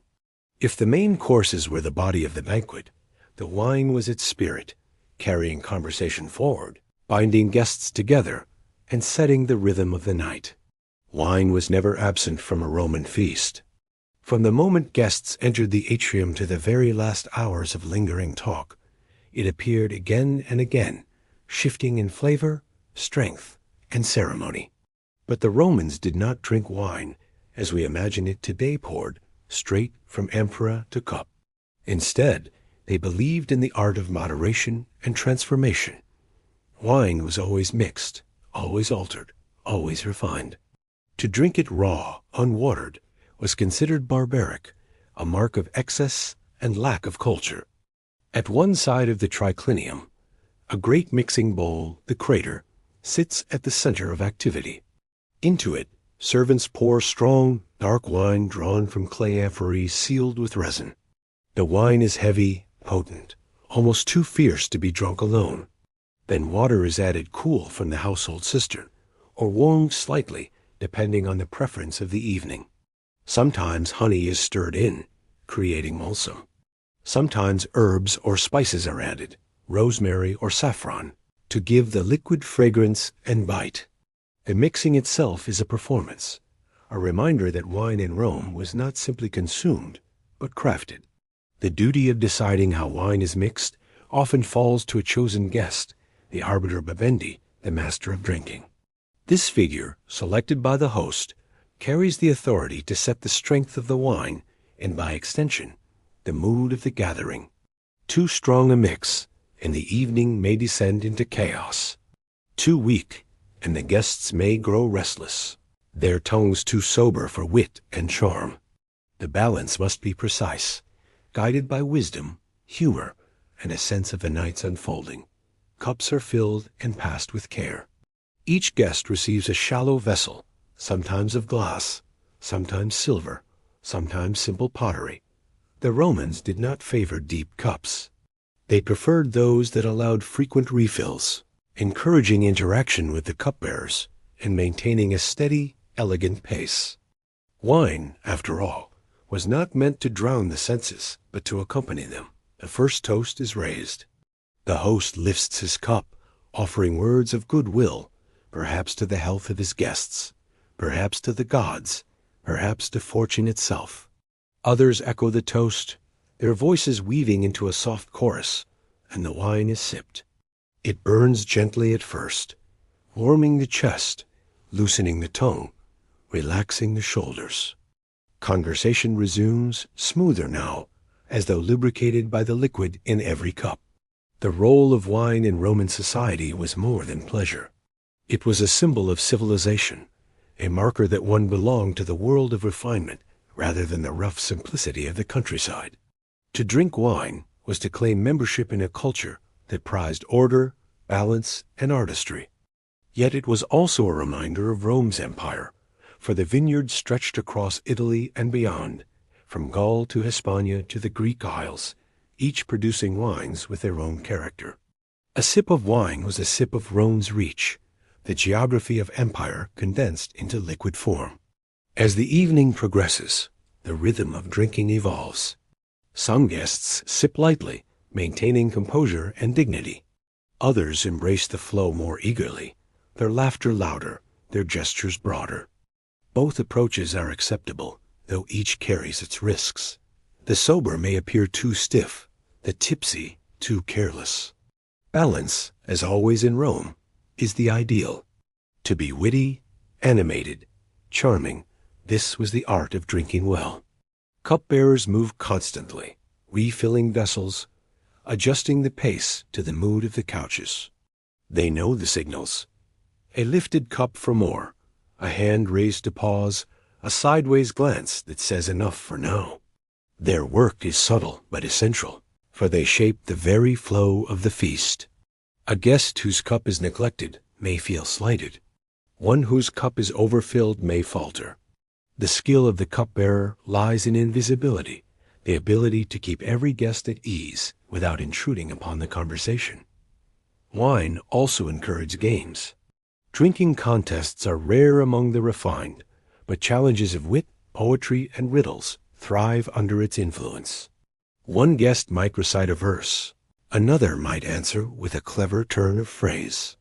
The laughter grows richer, the exchanges quicker. Stories of the forum, tales of distant campaigns, anecdotes of lovers, all flow more freely as the wine loosens tongues.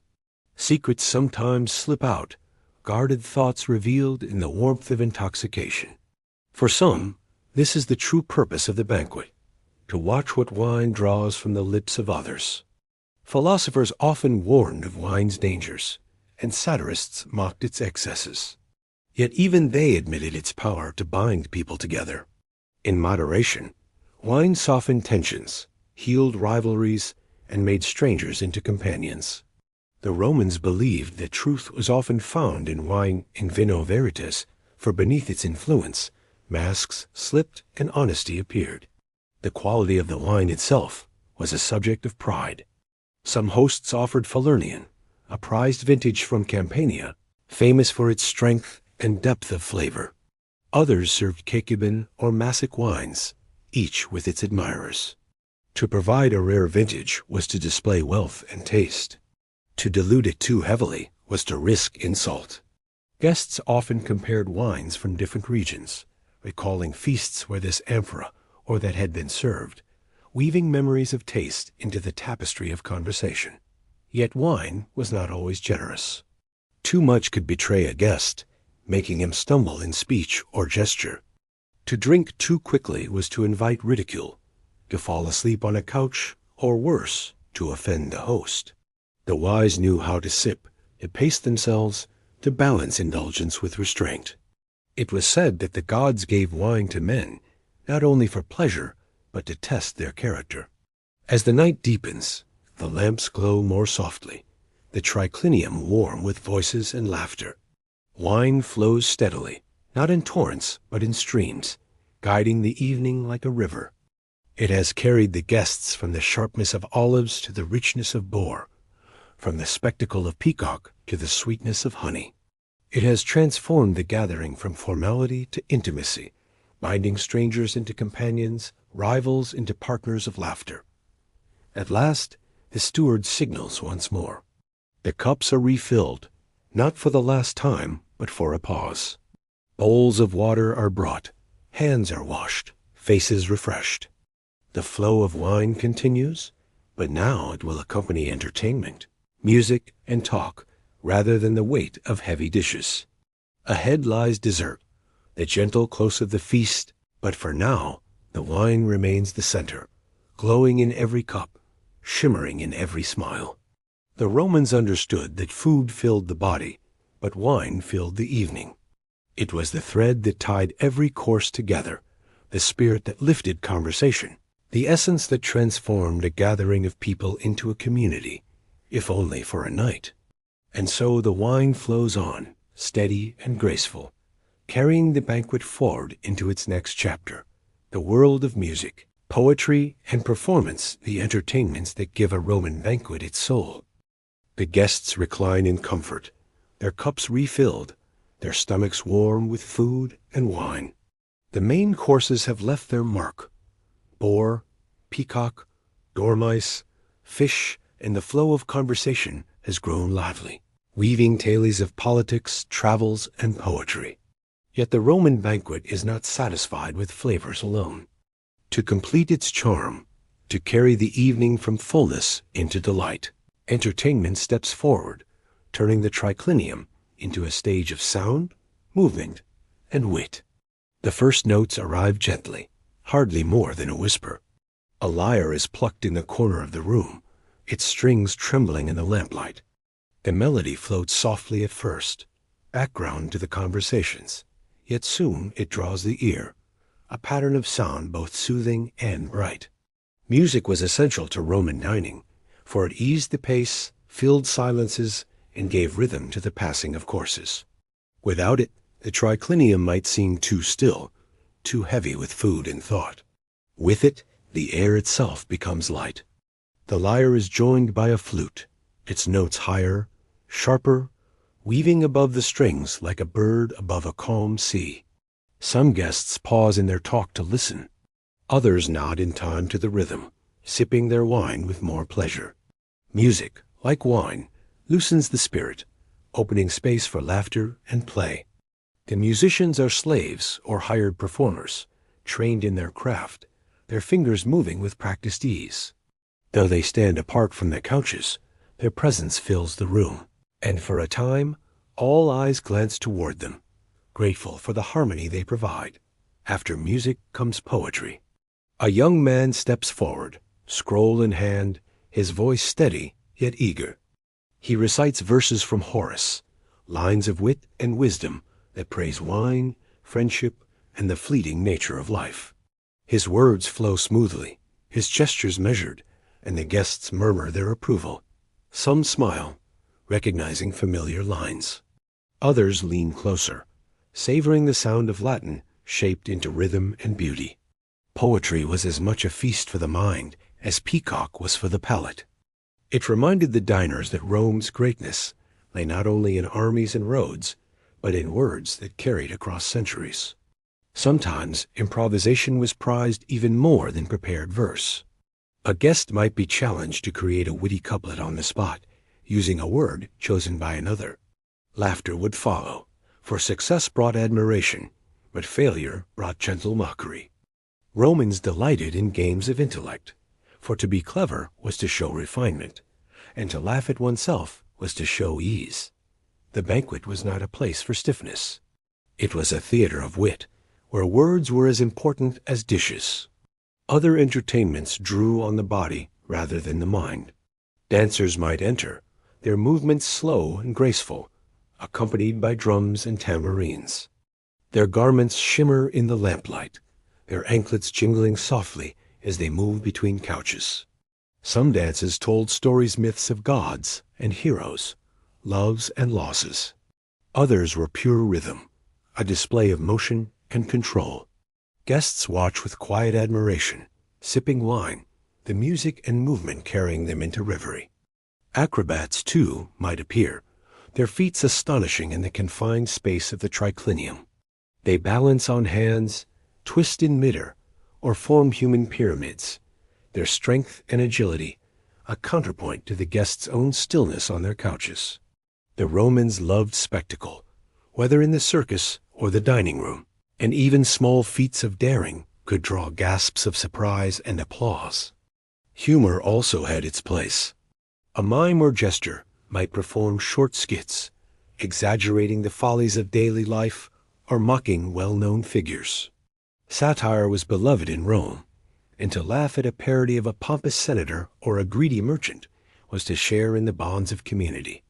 Yet the humor rarely overstepped. The host ensured that the performances amused without offending. The banquet was a space for laughter, not for conflict. Sometimes the entertainment turned inward. Guests themselves became the performers. Someone might sing a song remembered from youth. Another might tell a tale of a journey to Greece or Egypt, embellishing it for effect. The triclinium encouraged storytelling, for stories, like wine, grew richer as the night deepened. Listeners leaned close, their eyes bright, their smiles warm.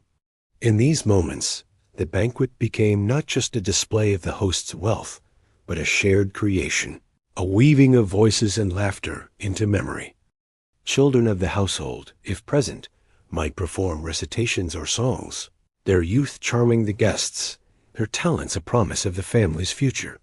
Even slaves might display skills, one known for mimicry, another for riddles, another for playing a delicate tune on a flute. Though their status remained low, their talents offered brief moments of recognition, proof that entertainment flowed from every corner of the household. The variety of entertainment was itself a reflection of Rome's empire. Greek music, Eastern dances, African rhythms, Latin verse, all found their place in the banquet hall, just as spices and wines from across the world filled the table. The triclinium was not only a place of eating and drinking, but a mirror of Rome's vastness, a gathering of cultures woven into one experience. As the entertainments unfold, the mood of the banquet shifts. Earlier courses carried a sense of formality, of measured admiration for the host's generosity. Now, as the lyre strums and the flute trills, as dancers move and poets speak, the atmosphere grows lighter, more intimate. Guests recline deeper into their cushions, their voices mingling with the music, their laughter louder, their eyes shining with the glow of wine and firelight. The host, ever watchful, guides this mood with subtle gestures. He praises a poem here, requests another song there, ensures that no performance lingers too long or falls too short. His task is to balance abundance with grace, to let the evening rise and fall like a tide. In this, he shows his mastery, for a true Roman banquet is as much about timing as about flavor. Entertainment at the table was more than diversion. It was a statement of culture, a reminder that Rome's greatness lay not only in conquest, but in refinement, in the ability to bring music, poetry, dance, and laughter into the heart of life. To eat richly was to live well. To be entertained while doing so was to live fully. At last, the entertainments begin to quiet. The lyre plays a final, softer tune. The dancers withdraw. The poet bows and rolls his scroll. Conversation swells again, carrying the threads forward, weaving them into new stories. Guests lean toward one another, their cups raised, their voices warm. The night is not yet done, for sweetness still waits, the secunda mensa, the dessert course. But for now, the guests linger in the glow of music and laughter, their spirits lifted, their hearts light. The triclinium has become not just a dining room, but a world entire, where food, wine, and art join together, making the ordinary extraordinary. The evening continues, and the banquet flows forward, now ready to close its circle with fruits, honey, and the final notes of abundance. The laughter of poets and the soft fading notes of music still linger in the triclinium when the steward gives a quiet nod. Servants withdraw with the remnants of the main courses, carrying away the platters of meats and the last traces of spiced sauces. In their place comes a lighter promise, a gentler abundance. This is not the heavy tide of boar or peacock, but the closing wave of sweetness, the secunda mensa, the dessert course, which completes the Roman banquet as twilight completes the day. The first sight is of fruit, a bounty gathered from orchards and vineyards, displayed with care on polished trays. Grapes spill over their stems, clusters of green and purple glistening like jewels in the lamplight. Apples, glossy and red, are arranged beside pears, whose skins are golden with redness. Figs, both fresh and dried, appear in abundance, their soft interiors rich with seeds, their sweetness intensified by the sun of Italy. Dates, imported from the deserts of the East, offer a darker richness, sticky with honey-like flavor. For the Romans, fruit was not only food, but a reminder of fertility, of the cycles of nature, of the generosity of the earth. Nuts join the array: walnuts, almonds, hazelnuts served, either plain or roasted, their shells cracked open by attentive servants so that guests may pluck the tender kernels without effort. Bowls of honey-coated nuts glisten beside them, a mingling of crunch and sweetness that delights the tongue. Guests take handfuls, letting the flavors linger slowly, savoring the simplicity after the complexity of the earlier dishes. But the Romans did not end with fruit and nuts alone. Sweets, crafted with honey, flour, and cheese, appear next. Honey cakes, small and golden, are brought forth, their edges crisp, their centers soft. Some are flavored with sesame seeds, others with poppy seeds, others with almonds. A drizzle of warm honey may be poured over them, glistening as it runs down their sides. These cakes are small enough to be eaten in a few bites, but rich enough to leave an impression. Another delicacy arrives: cheesecake, made from fresh sheep's milk cheese blended with honey and eggs, baked until firm, and then cooled. Its texture is smooth, its flavor tangy yet sweet, a balance that pleases both the refined and the simple palate. Such cakes were often offered to the gods in temples, yet here, in the triclinium, they serve as gifts to the guests, symbols of completion and blessing. Wine, too, changes for dessert. The strong reds of the main courses give way to lighter, sweeter vintages. A golden muscat or a spiced raisin wine might be poured, its sweetness harmonizing with the fruits and cakes. Guests sip slowly, for by now the appetite is not hungry, but reflective. Dessert is not about filling the stomach, but about leaving the memory of sweetness, a lingering taste to carry home. For some households, exotic luxuries make their appearance. Candied fruits, preserved in honey or syrup, arrive from distant provinces. Pomegranates, with their jeweled seeds, are served with a flourish, their brilliance catching the eye as much as the tongue. Even snow, gathered from mountain peaks and stored in pits of straw, may be brought forth to chill drinks or create frozen confections with honey, a marvel that astonishes and delights. Such extravagances were rare, but when they appeared, they reminded all present that Rome's empire reached from the Alps to Africa, and from the deserts of Arabia to the forests of Gaul. As the dessert is served, the mood of the banquet shifts once more. The earlier intensity of meat and wine, the spectacle of dancers and poets, gives way to something quieter, more reflective. Guests lean back in their couches, their voices softer, their gestures slower. Sweetness, after all, is not only a flavor, but a state of mind. It softens the edges of conversation, replaces debate with gentle reminiscence, and encourages thoughts of gratitude. Some guests share stories of orchards and vineyards they have visited, recalling the harvests of their youth. Others remember festivals where honey cakes were offered to the gods, their aroma filling the air of temples. A poet might recite lines comparing love to the sweetness of figs, or a philosopher might reflect on how the simplest foods often bring the greatest contentment. Dessert inspires not ambition but memory, not rivalry but companionship. The host, too, plays his role, ensuring that no guest feels neglected. He may offer a fig with his own hand, a gesture of intimacy. He may comment on the quality of the honey, praising the beekeepers of Latium or the vineyards of Campania. His words remind the guests that the abundance before them is not only a product of wealth, but of labor, the farmers, the vintners, the bakers, the keepers of bees. The banquet, in this light, becomes a celebration, not just of the host, but of the countless hands across the empire that made it possible. Children, if present, delight in the sweets, their laughter filling the spaces between conversation.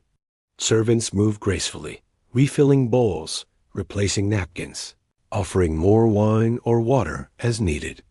Even they may smile quietly, for the sweetness of honey and fruit brings a gentler pace to their duties. The tension of carving boar or presenting peacock is gone. Now the service is light, easy, almost serene. As the secunda mensa lingers, time itself seems to soften. The lamps glow more steadily, the air rich with the scents of honey, wine, and fruit. Outside, the city of Rome murmurs with its own noise, the calls of vendors, the rumble of carts, but within the triclinium there is only calm. The banquet has reached its gentle close, not with a grand spectacle, but with the quiet joy of sweetness shared. Dessert in Rome was not only about indulgence. It carried symbolic meaning. To end with honey and fruit was to end on a note of blessing, a wish that life itself might be sweet, that the days ahead might bring fertility, joy, and abundance. Guests understood this symbolism, and as they ate the figs and dates, they tasted not only the food, but the hope it carried. At last, the platters empty, the cups grow light, and the steward signals that the meal has come to its end. Yet the evening is not over. Dessert marks the closing of the feast, but conversation will continue, wine will still flow, and music may return in softer tones. The secunda mensa has done its work, leaving the body content, the tongue sweetened, and the spirit at peace. The Roman banquet, like the day itself, has moved from dawn to dusk, from beginnings to completion. What remains is memory, the memory of flavors, of laughter, of companionship. Guests will carry these memories home, speaking of them in days to come, remembering the sweetness that closed the night. And as you recline among the couches, your lips still tasting of honey and wine, you understand why the Romans placed such importance on this final course. It was not merely food, but a gesture of harmony, a promise that life, like the banquet, might always end with sweetness. The sweetness of figs, honey, and grapes still lingers on the tongue, and the mood of the banquet grows softer. The laughter of earlier entertainments begins to fade into quieter tones. Cups are refilled, yet the wine flows now at a gentler pace, tempered by the mellowing rhythm of the night. It is at this moment, after hunger has been satisfied, after bodies have grown comfortable upon the couches, that the Roman banquet often turns to its most enduring pastime, the art of conversation, especially the conversation of philosophy. For the Romans, a feast was never only about indulgence. To eat together was to share not just food but thought, not just wine but wisdom. And though the triclinium echoed with music, poetry, and laughter earlier in the evening, it was the spoken word, the exchange of ideas, that gave the banquet its depth. Food nourished the body, wine loosened the tongue, but philosophy nourished the soul. A guest begins the shift almost imperceptibly. Perhaps he quotes a line from a philosopher, something from Cicero, who argued that conversation was the greatest companion of life, or from Seneca, who reminded his listeners that moderation was the truest form of pleasure. Another guest, hearing the line, responds with his own thought, expanding, disagreeing, or offering an anecdote. Soon the table hums with questions rather than jokes, reflections rather than jests. The topics are varied, yet always human. Someone asks whether true happiness lies in wealth or in virtue. Another wonders if the gods guide human fate, or if men shape their own destinies. A poet muses on whether love is a gift of the divine, or a weakness of the flesh. A soldier, reclining on his cushion, tells of comrades who found courage not in gold, but in honor. These discussions are not lectures, but exchanges, a weaving of many voices into a tapestry of thought. The Romans inherited this love of dialogue from the Greeks, whose symposia were models of learned discussion. To recline with wine and speak of truth was considered as refined as to savor peacock or figs. A host who encouraged philosophy among his guests demonstrated not only his wealth, but his culture, his connection to the great traditions of Athens and beyond. In this way, philosophy became as much a display of status as the carved boar or the re-feathered peacock, but it was also genuinely cherished. For in these moments, the banquet transcended spectacle and became communion of the mind. Some guests take the role of teachers, sharing insights from their studies. A philosopher might speak of stoicism, urging his companions to remember that virtue lies not in feasts or riches, but in mastery of the self. He reminds them that wealth is fleeting, that only wisdom endures. Others nod, agreeing softly, though with smiles that suggest they will not abandon honey cakes so easily. Another guest might counter with Epicurean thought, arguing that pleasure, when moderated and pursued wisely, is not to be shunned but embraced. For life is short, and joy is the natural aim of mankind.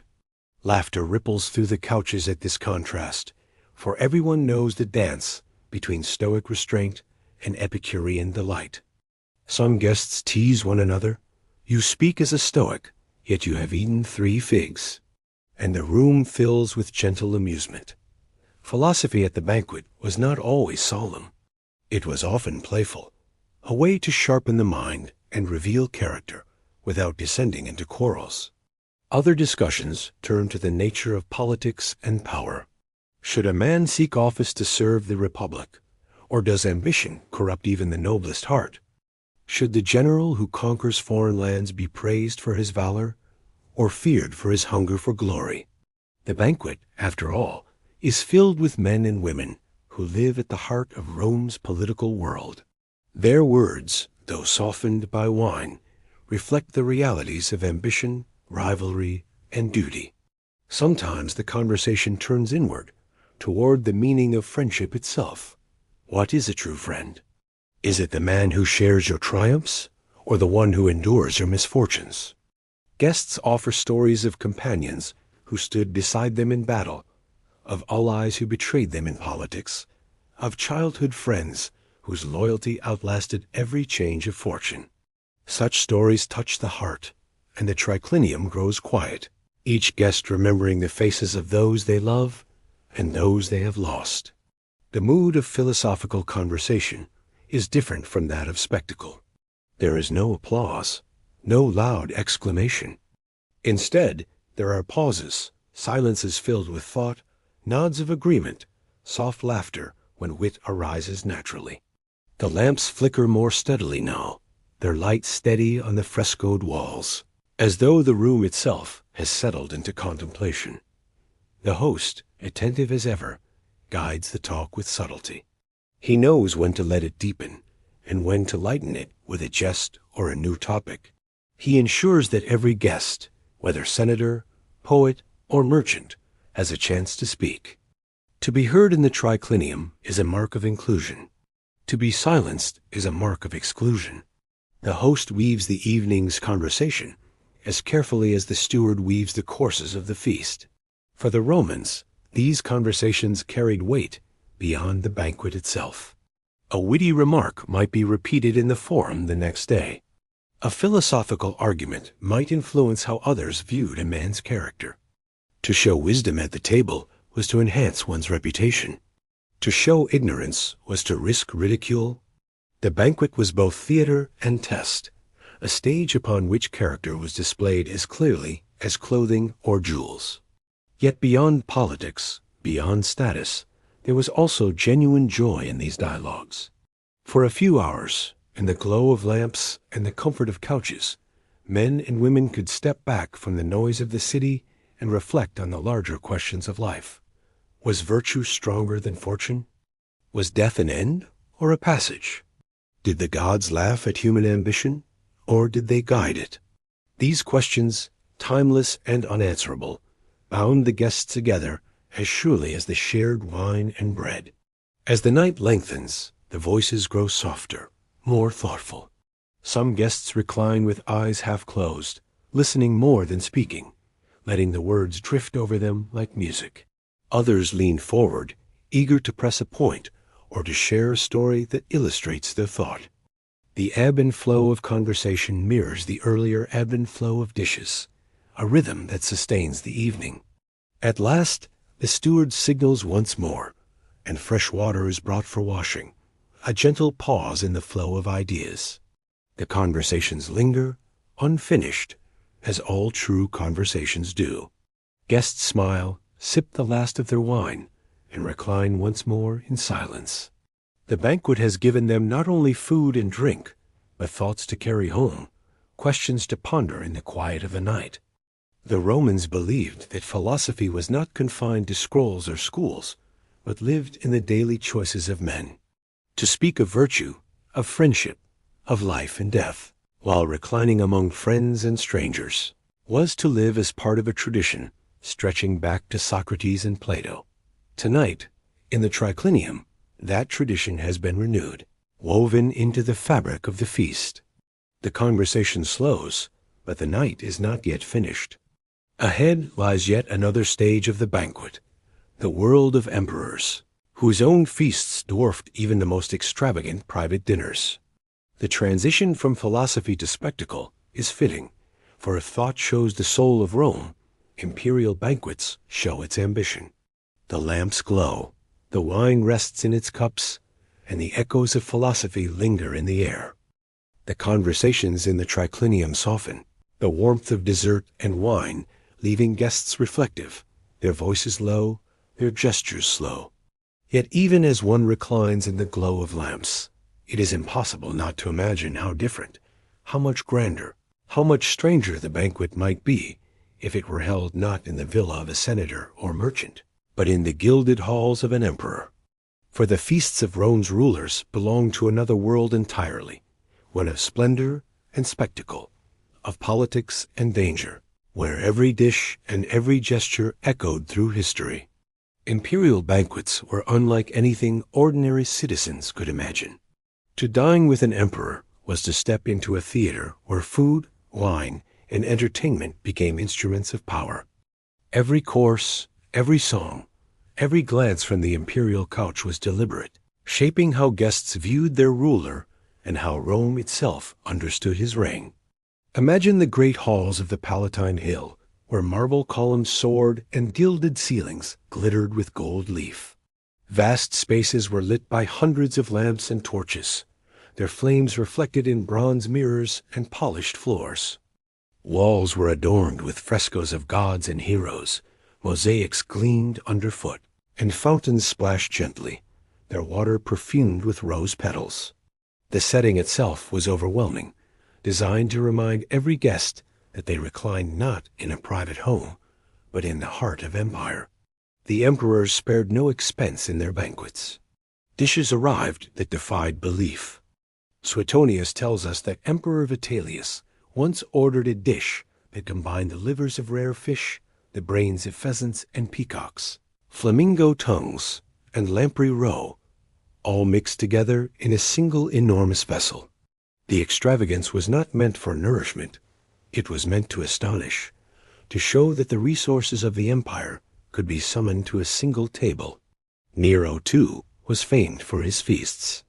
He built dining halls with ceilings that rotated, scattering flowers upon the guests as they reclined, and pipes that sprinkled perfumes into the air. At his banquets, gold and silver dishes were used only once before being discarded, as though the wealth of the world was too abundant to reuse. Guests were entertained with endless music, plays, and even entire theatrical performances staged within the dining room itself.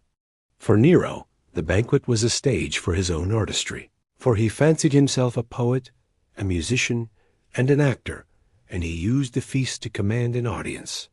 Domitian's banquets, by contrast, carried a darker mood.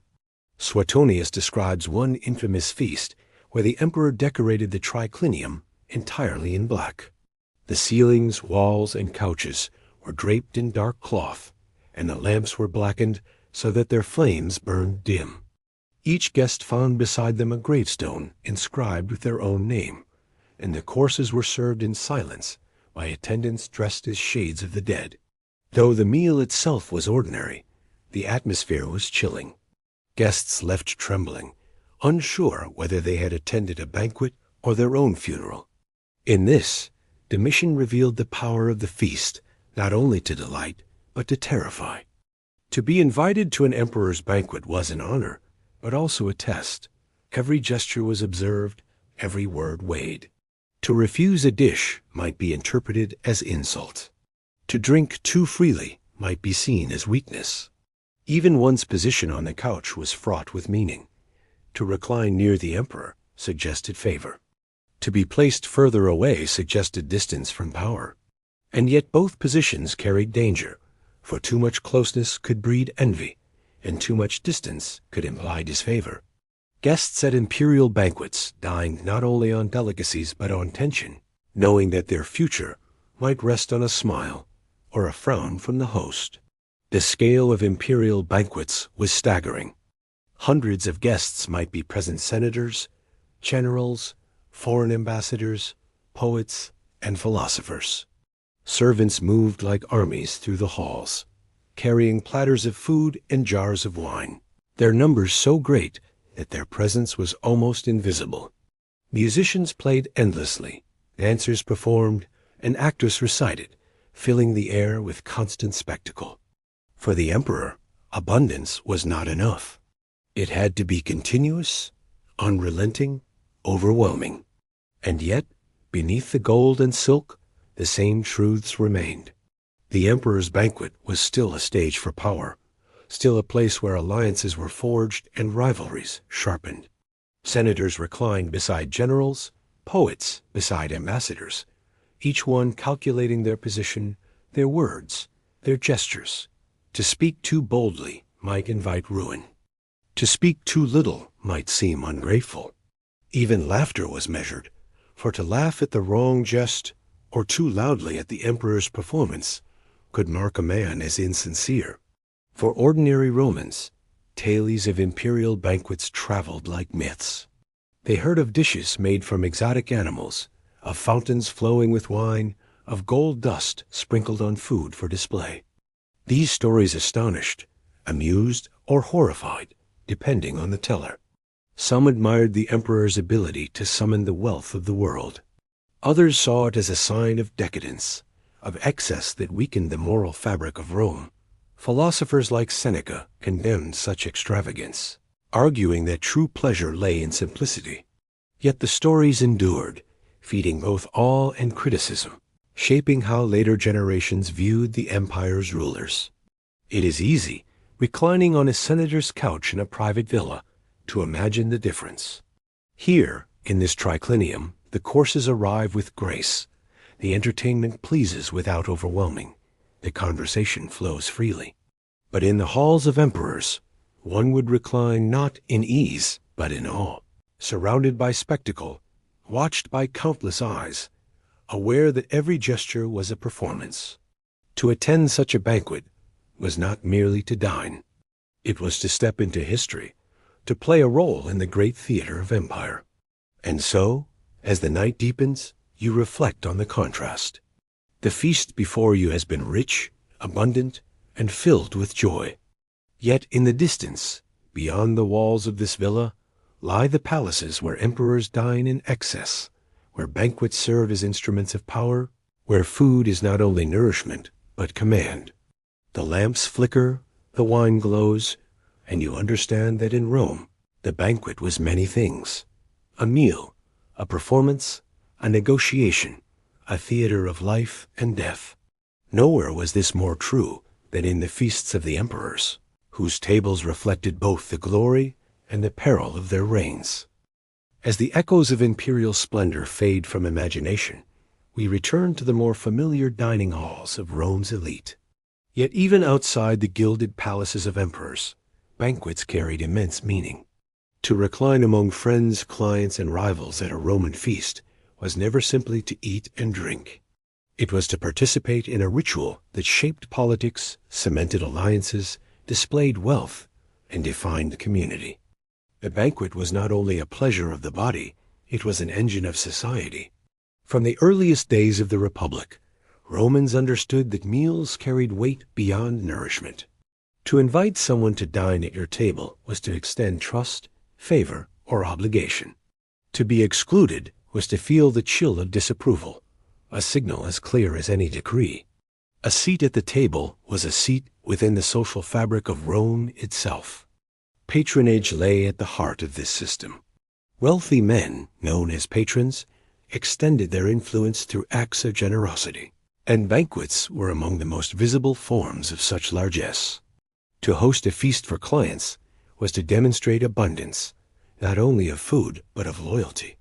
Clients repaid this generosity with votes in the assemblies, support in the forum, or service in the countless small matters of daily life.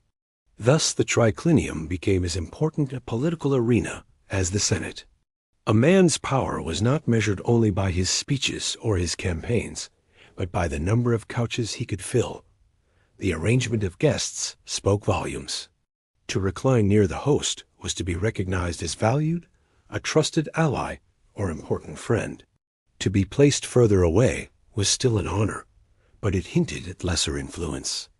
Every placement on the couches mapped the invisible web of status that bound Rome together. To enter the dining hall was to enter a hierarchy, one that reflected and reinforced the order of the wider city. Banquets also displayed the wealth and taste of the host. A man who served exotic dishes, flamingo, oysters, or rare spices signaled his connections to trade routes and his command over resources. The decorations of the villa, the elegance of the couches, the skill of the entertainers, all were silent declarations of status. Yet generosity was as important as extravagance. A host who served abundant food and poured wine freely was praised for his open hand. A stingy feast, no matter how finely cooked, could tarnish a man's reputation for years. But the banquet was not only a performance of wealth, it was a stage for community. Families gathered, neighbors were invited, poets and philosophers mingled with senators and merchants. Around the couches, the boundaries between classes could sometimes blur. A witty poet might earn the admiration of the wealthy. A skilled rhetorician might catch the attention of a patron. A merchant might share stories of far-off provinces that fascinated even the most jaded senator. In this way, banquets fostered connections that extended beyond the dining hall, shaping friendships, alliances, and even marriages. Religious life, too, touched the banquet. Many feasts began with libations to the gods, offerings of wine poured upon the ground in honor of Jupiter, Bacchus, or household deities.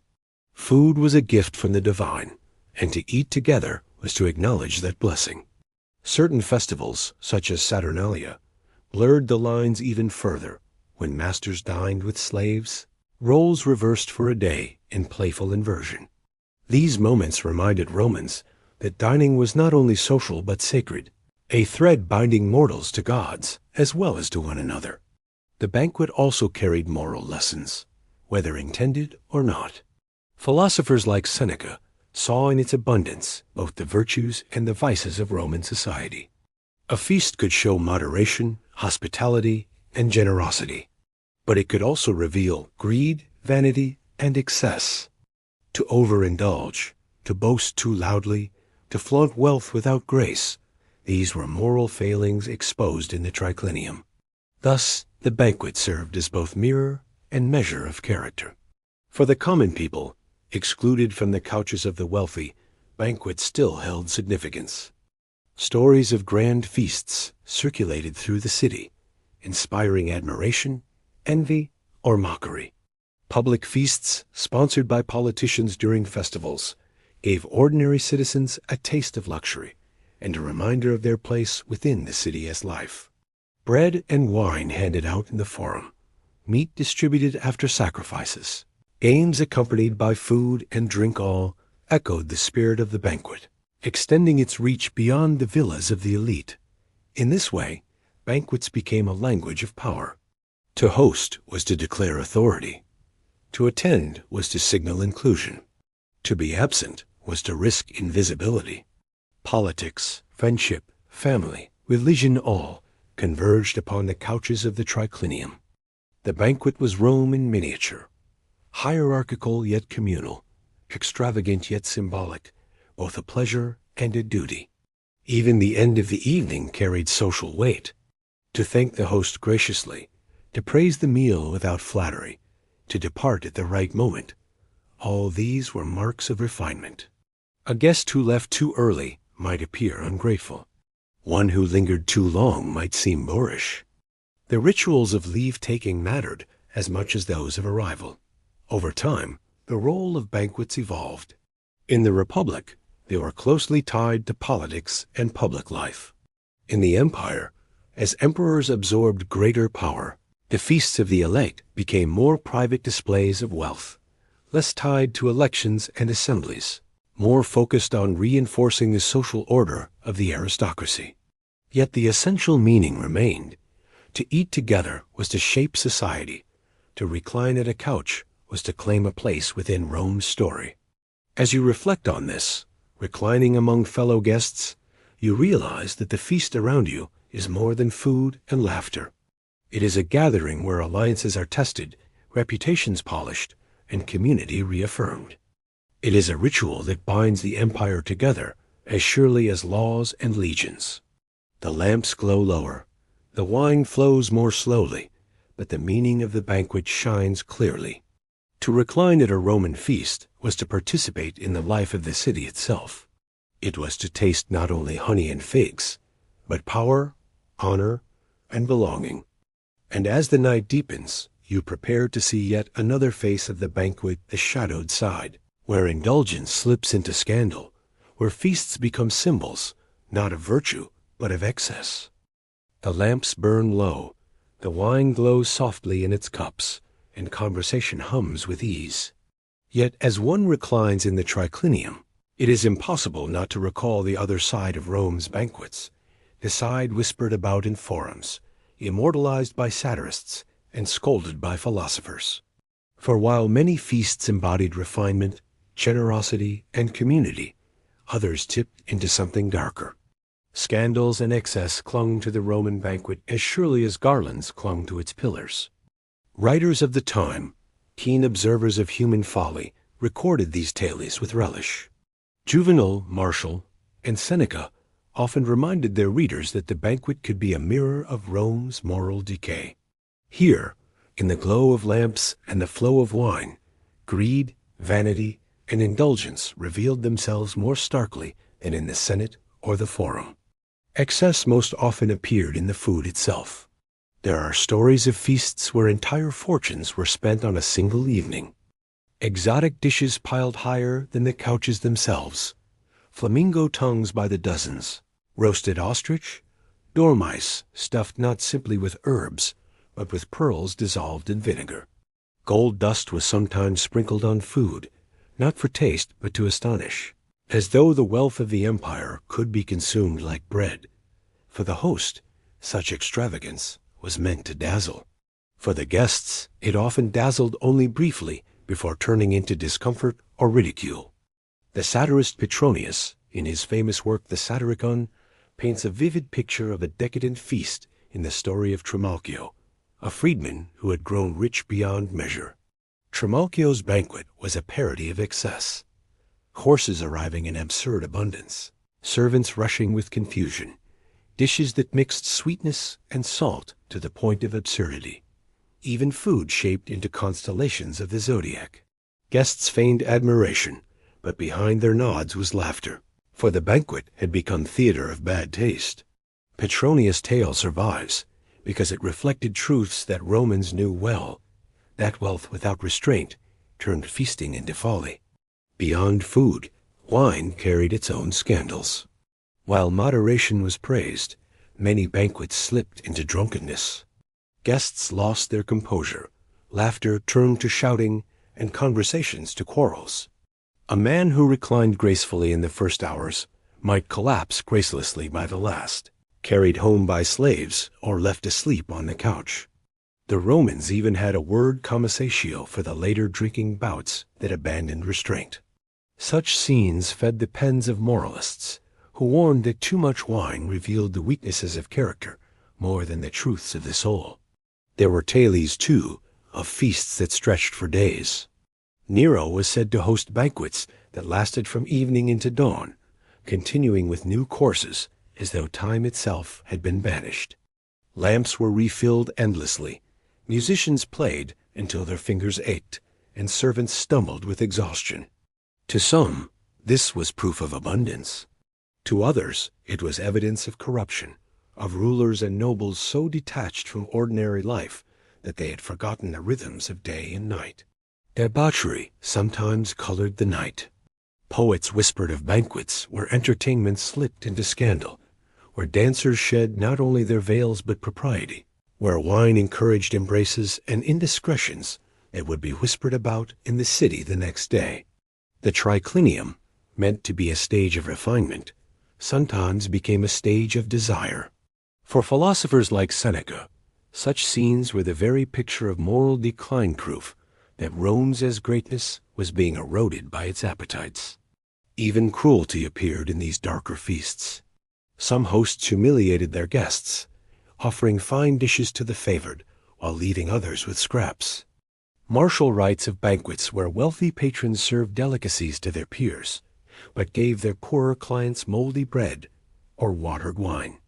To recline at such a feast was to feel one's status reinforced painfully with every course. The banquet, in these cases, became not a gesture of community, but a reminder of hierarchy, sharpened to cruelty. One of the most infamous examples of excess was Emperor Elagabalus, who ruled briefly in the 3rd century. Stories perhaps exaggerated, but enduring tell of banquets where guests were buried under showers of rose petals, so many that some suffocated beneath the weight. Others claimed he served dishes made from only one ingredient, one feast of nothing but beans, another of only fish, another of pearls dissolved into liquid. Whether true or not, these tales captured the spirit of scandal that clung to imperial extravagance, where feasting lost all connection to nourishment and became pure performance. For ordinary Romans, hearing these stories inspired both fascination and anger. They marveled at the wealth that allowed such excess, but they also scorned the waste. In a city where many citizens relied on grain doles and modest meals of bread and porridge, the idea of flamingo tongues and gold-dusted cakes seemed grotesque. The banquet, in this light, became a symbol of inequality, a reminder that the gap between rich and poor was measured not only in coin, but in courses. Yet even as satirists condemned and moralists scolded, the allure of excess never vanished. To push the limits of abundance was tempting, for it promised immortality of a kind. Long after the couches were empty, people remembered the feasts that shocked them most. A man might be forgotten for his laws or speeches, but remembered for the night he served an entire ship filled with oysters. In Rome, scandal itself could be a form of fame. Still, the wiser voices urged balance. Cicero reminded his listeners that true hospitality lay not in the extravagance of dishes, but in the warmth of welcome. Seneca insisted that the best meals were those shared with friends, where conversation mattered more than courses. Even the poet Horace, no enemy of pleasure, warned against excess. praising instead the simple joys of olives, endives, and a modest jug of wine. In their words, we glimpse a quieter Rome, one that valued measure and friendship above spectacle. As you recline among the cushions, you sense both sides of this truth. The banquet can be a place of harmony, where food, wine, and conversation weave together in beauty. But it can also be a place of vanity, where indulgence becomes grotesque, where laughter turns hollow, where generosity twists into cruelty. The same couches, the same lamps, the same platters can hold both refinement and scandal. The Romans themselves understood this tension. They loved their feasts, but they also loved to mock them. They pursued extravagance, but they also praised simplicity. The banquet, like Rome itself, was full of contradictions, magnificent and flawed, noble and excessive, generous and cruel. The lamps flicker, the wine glows, and the night stretches on. You reflect on these stories of scandal, not with outrage, but with calm recognition that feasting, like all human pursuits, carries both light and shadow. The banquet reveals who people are, in joy and in folly alike. And as the triclinium grows quieter, you prepare to glimpse another side of Roman dining, not the halls of emperors, nor the couches of senators, but the simpler gatherings of the common people, who too found joy in food and companionship. So far, we have reclined among the gilded couches of senators, philosophers, and even emperors. We have seen the extravagance of peacock feathers, the scandal of flamingo tongues, and the subtle politics of wine and wit. Yet most Romans never tasted such luxuries. For the vast majority, the shopkeepers, artisans, laborers, and freedmen, the banquet looked very different. Their feasts were smaller, humbler, but no less meaningful. For them, to share food and drink in company was still an act of community, a moment of joy, and a chance to step outside the ordinary rhythm of toil. In the crowded insulae, the towering apartment blocks that lined Rome's streets, daily meals were often plain. Bread formed the staple, sometimes dipped in olive oil, sometimes eaten with cheese or dried fruit. Porridge made from barley or wheat filled stomachs, while vegetables such as lentils, beans, and cabbages provided nourishment. Meat was rare, reserved for special days. Fish, salted and preserved, offered flavor when it could be afforded. For many, wine was bought cheaply, sour and rough, mixed with water and herbs to soften its bite. But on special occasions, festivals, weddings, birthdays, or even victories in chariot races, ordinary Romans gathered for their own banquets. These were not staged in marble halls, but in taverns, courtyards, or open spaces beneath the stars. The couches of the wealthy were replaced by wooden benches or mats spread upon the ground.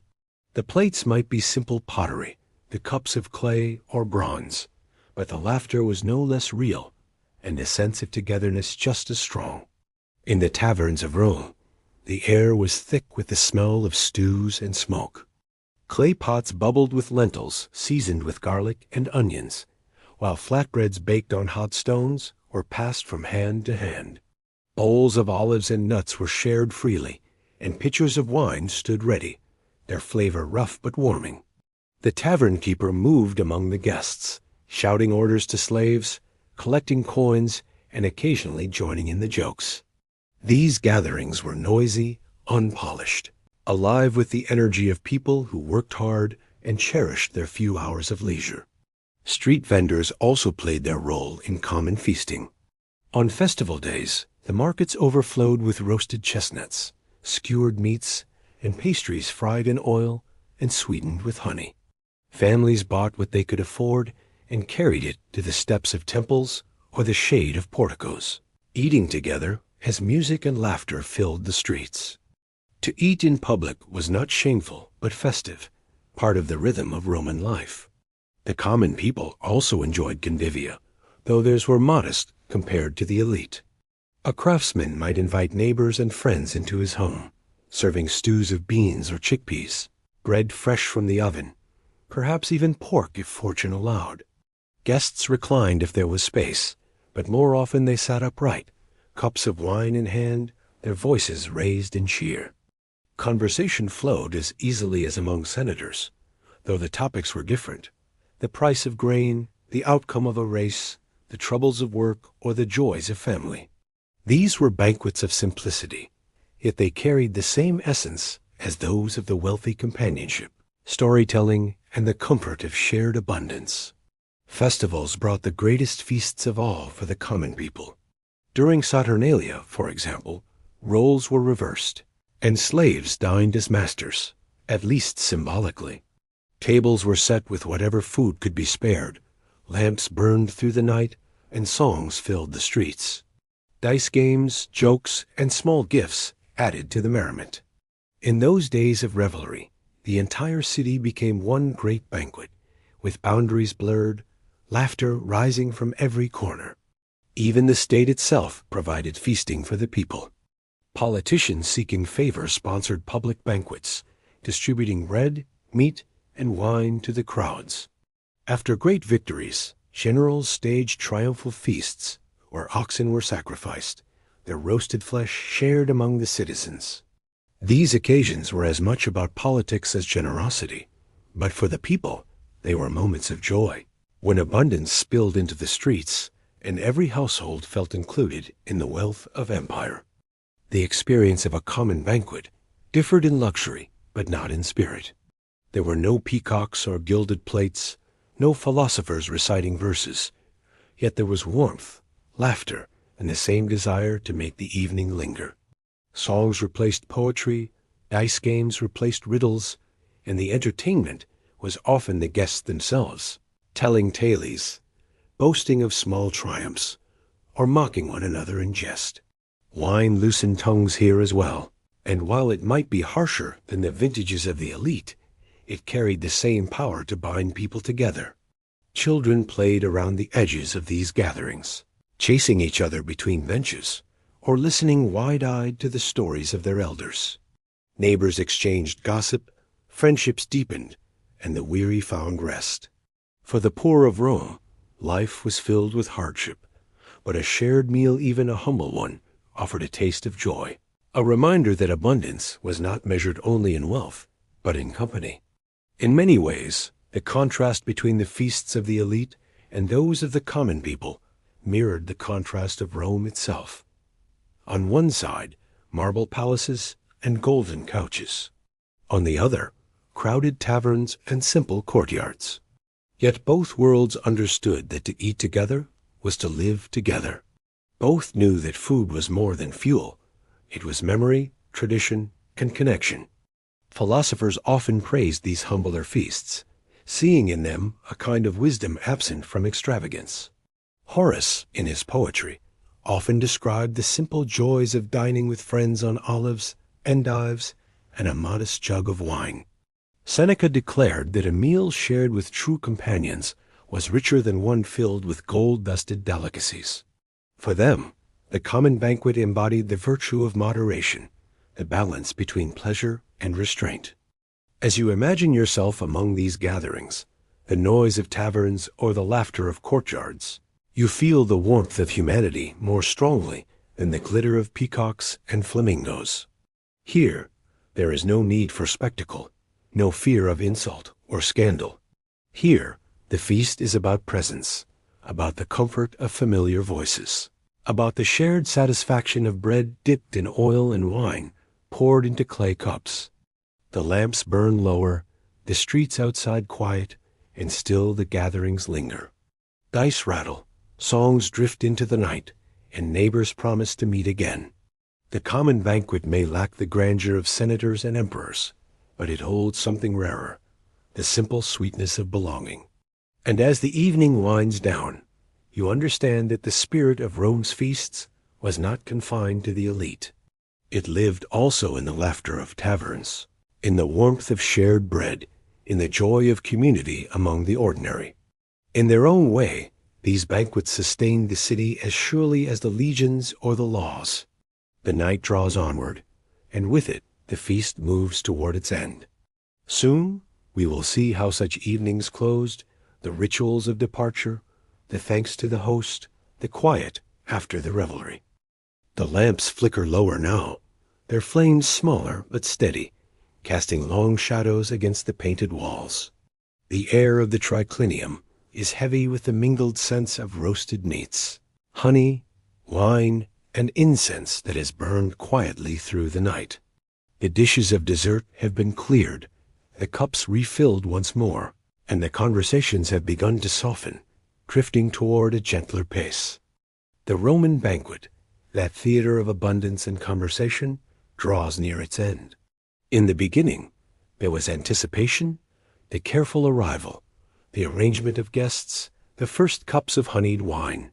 Then came the spectacle of dishes, the laughter of entertainments, the hum of philosophical debate. Now, after hours of indulgence, talk, and performance, the banquet turns toward conclusion. Just as the opening of a feast was marked by ritual, so too is its close. The steward signals the servants, who step forward with basins of warm water. Guests wash their hands and faces, refreshing themselves after the long hours of dining. Towels warmed by the hearth are offered to dry the skin. The sensation is soothing, a small kindness at the end of abundance. The napkins that once held crumbs and sauces are folded and set aside, some guests even carrying them home as tokens of the evening.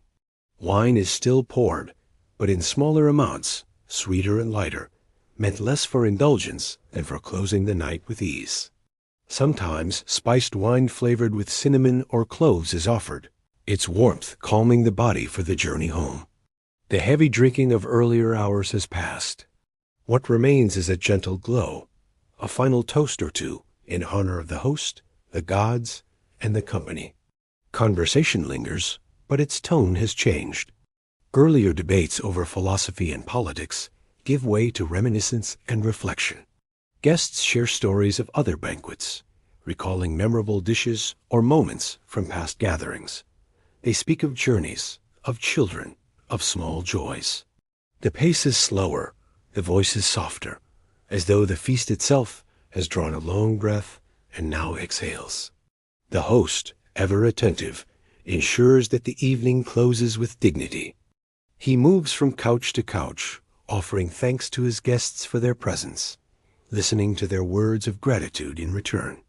A good host knows that the memory of a banquet rests not only on its abundance, but on the grace of its ending.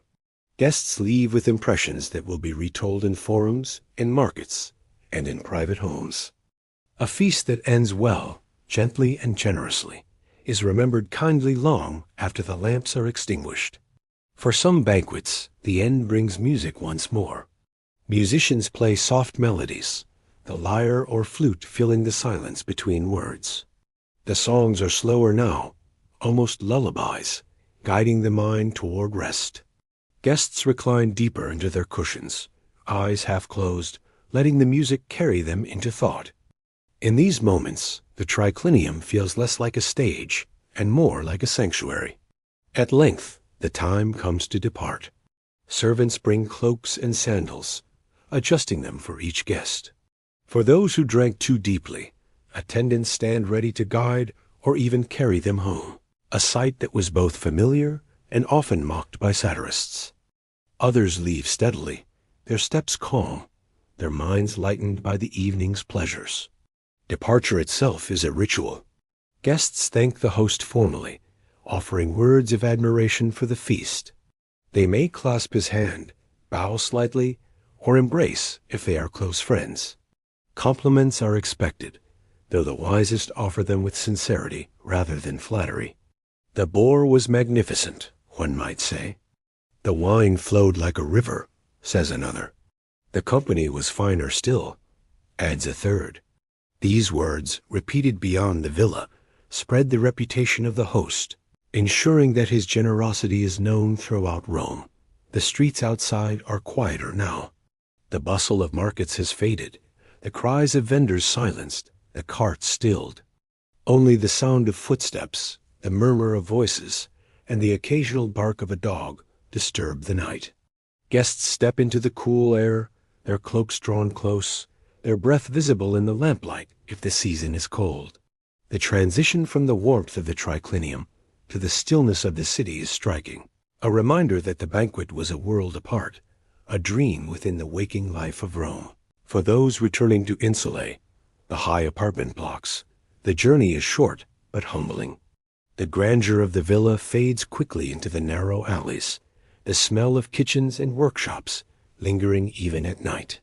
Yet even in these modest quarters, memories of the feast linger, the taste of honey, the sound of music, the laughter of companions. For those heading to their own villas, the walk is longer, along quieter streets lined with walls and gardens, the moonlight silvering the stones. Slaves carry torches to light the way, their flickering glow guiding the small procession of guests homeward. As the night deepens, the villa grows still. Servants clear the final platters, sweep the floors, extinguish the lamps one by one. In the kitchens, the fires die down, leaving only embers. The echoes of laughter fade, replaced by silence. The triclinium, so alive with voices and abundance only hours before, now rests in shadow, awaiting the next gathering. For the Romans, the end of a banquet was more than the close of an evening. It was the weaving of memory. The feast would live on in the minds of the guests, retold in conversations, shaping reputations, and inspiring comparisons. Some would remember the delicacies, others the entertainment, others still the words spoken in philosophical debate. The banquet became part of the fabric of their lives, a thread stitched into the tapestry of Rome itself. And so, as the last guest departs, the night folds itself around the villa. The banquet is over, but its echoes linger in the sweetness of figs, in the warmth of wine, in the glow of friendship and conversation. The feast has ended, but its memory will endure, just as countless banquets before and after will shape the lives of those who recline at Rome's couches.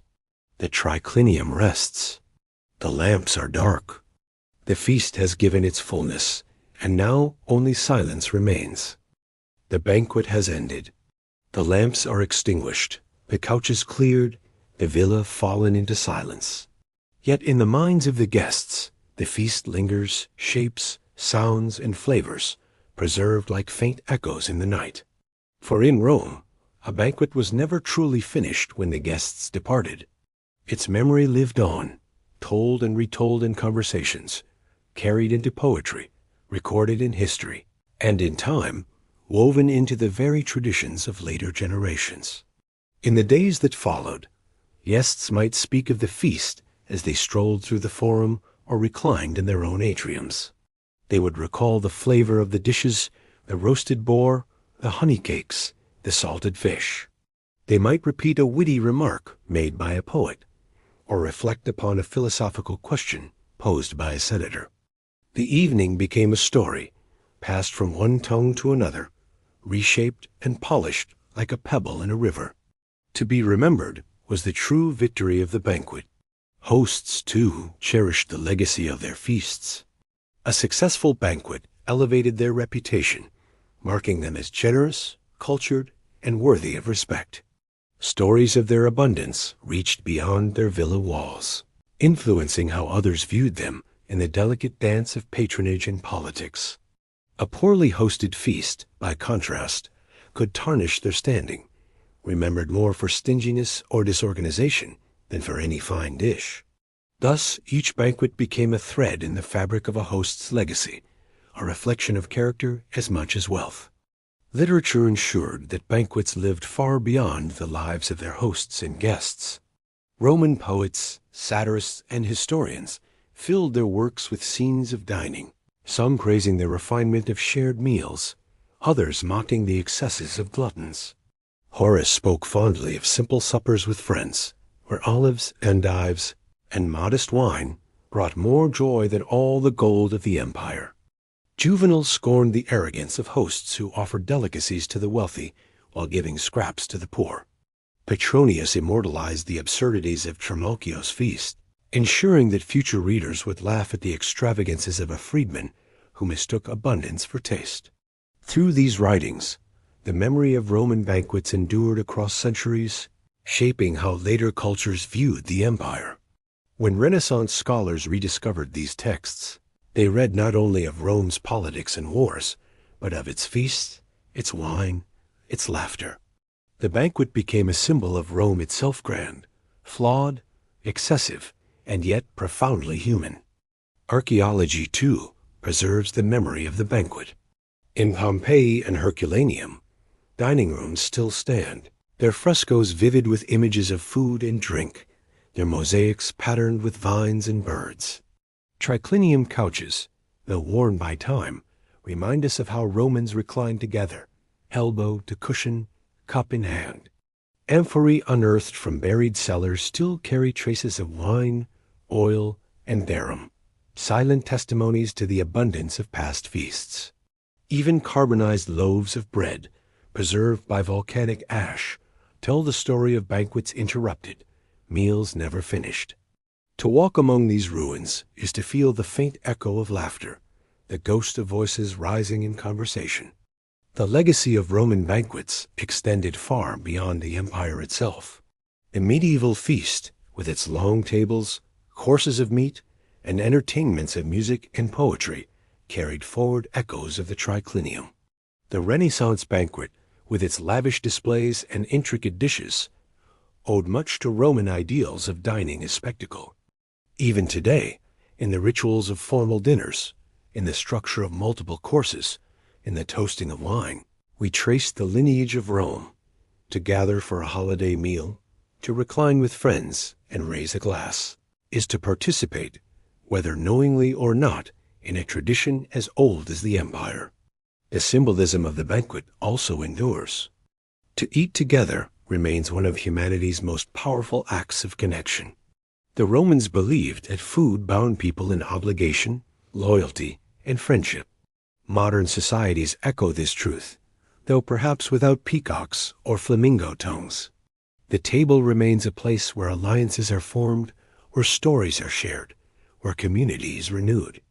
Rome's banquets live on, not only in history, but in every gathering where food and conversation meet. Even the cautionary tales survive.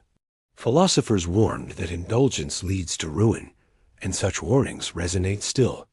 We remember Rome's excesses, the emperors who squandered wealth on endless feasts, the hosts who turned generosity into vanity, as lessons in moderation. Just as Seneca scolded those who drowned themselves in wine and luxury, so too do we reflect on the balance between pleasure and restraint, abundance and humility. The banquet becomes not only memory, but metaphor, teaching us about the nature of joy, power, and excess. In this way, the Roman banquet lives on as both inspiration and warning. It inspires in its elegance, its artistry, its blending of food, music, philosophy, and laughter into a single experience. It warns in its scandals, its indulgence, its reminder that abundance without virtue becomes emptiness. Together, these legacies shape how we remember Rome, not only as a city of legions and laws, but as a city of tables and couches, of lamps and laughter, of feasts that defined its soul. As the night in the villa comes to its final close, you reflect on this enduring truth. The banquet is gone, yet its memory remains. It lingers in literature, in ruins, in traditions, in the meals we share even now. The Romans are long departed, but their voices still echo across time each time we sit together to eat, to drink, to talk, and to remember. The banquet lives on in memory, in legacy, in us. And so, our long journey through the Roman banquet comes to its gentle end. From the first invitation carried on a wax tablet, to the careful preparation of clothes and perfumes, from the bustling arrival at the villa to the reclining upon couches in the triclinium, we have walked slowly through every moment. We have tasted the eggs, olives, and honeyed wine of the gustachio, savored the grandeur of peacocks and boars in the main courses, lingered with figs and nuts at the secunda mensa, and listened as philosophy and poetry filled the hours between. We have seen the banquet as theater, as politics, as community. We have glimpsed its darker shadows, scandals, excess, and cruelty, and also its humbler echoes, the modest feasts of taverns, neighbors, and families. And finally, we traced how the banquet outlived Rome itself, carried forward in memory, literature, and the very traditions of dining that still shape how we gather today. The banquet, in the end, was more than food. It was a mirror of Roman life, reflecting its power and its flaws, its joys and its excesses. It was Rome in miniature, played out on couches beneath lamplight, remembered in laughter, and preserved in stories that reach us even now. If you enjoyed this journey into the heart of Roman dining, I invite you to subscribe to the channel. That way, you won't miss the many more journeys through history that we'll take together. And in the comments, let me know what moments or details interested you most, or what times of day or night you find these stories most soothing to listen to. Your presence here, sharing in these stories, is what brings them alive again. So thank you for reclining with me through the long hours of a Roman banquet, for letting the past drift softly into the present, and for joining in this gentle exploration of history made for rest. Until our next story together, may your evenings be calm, your sleep deep, and your dreams as rich as the feasts of Rome.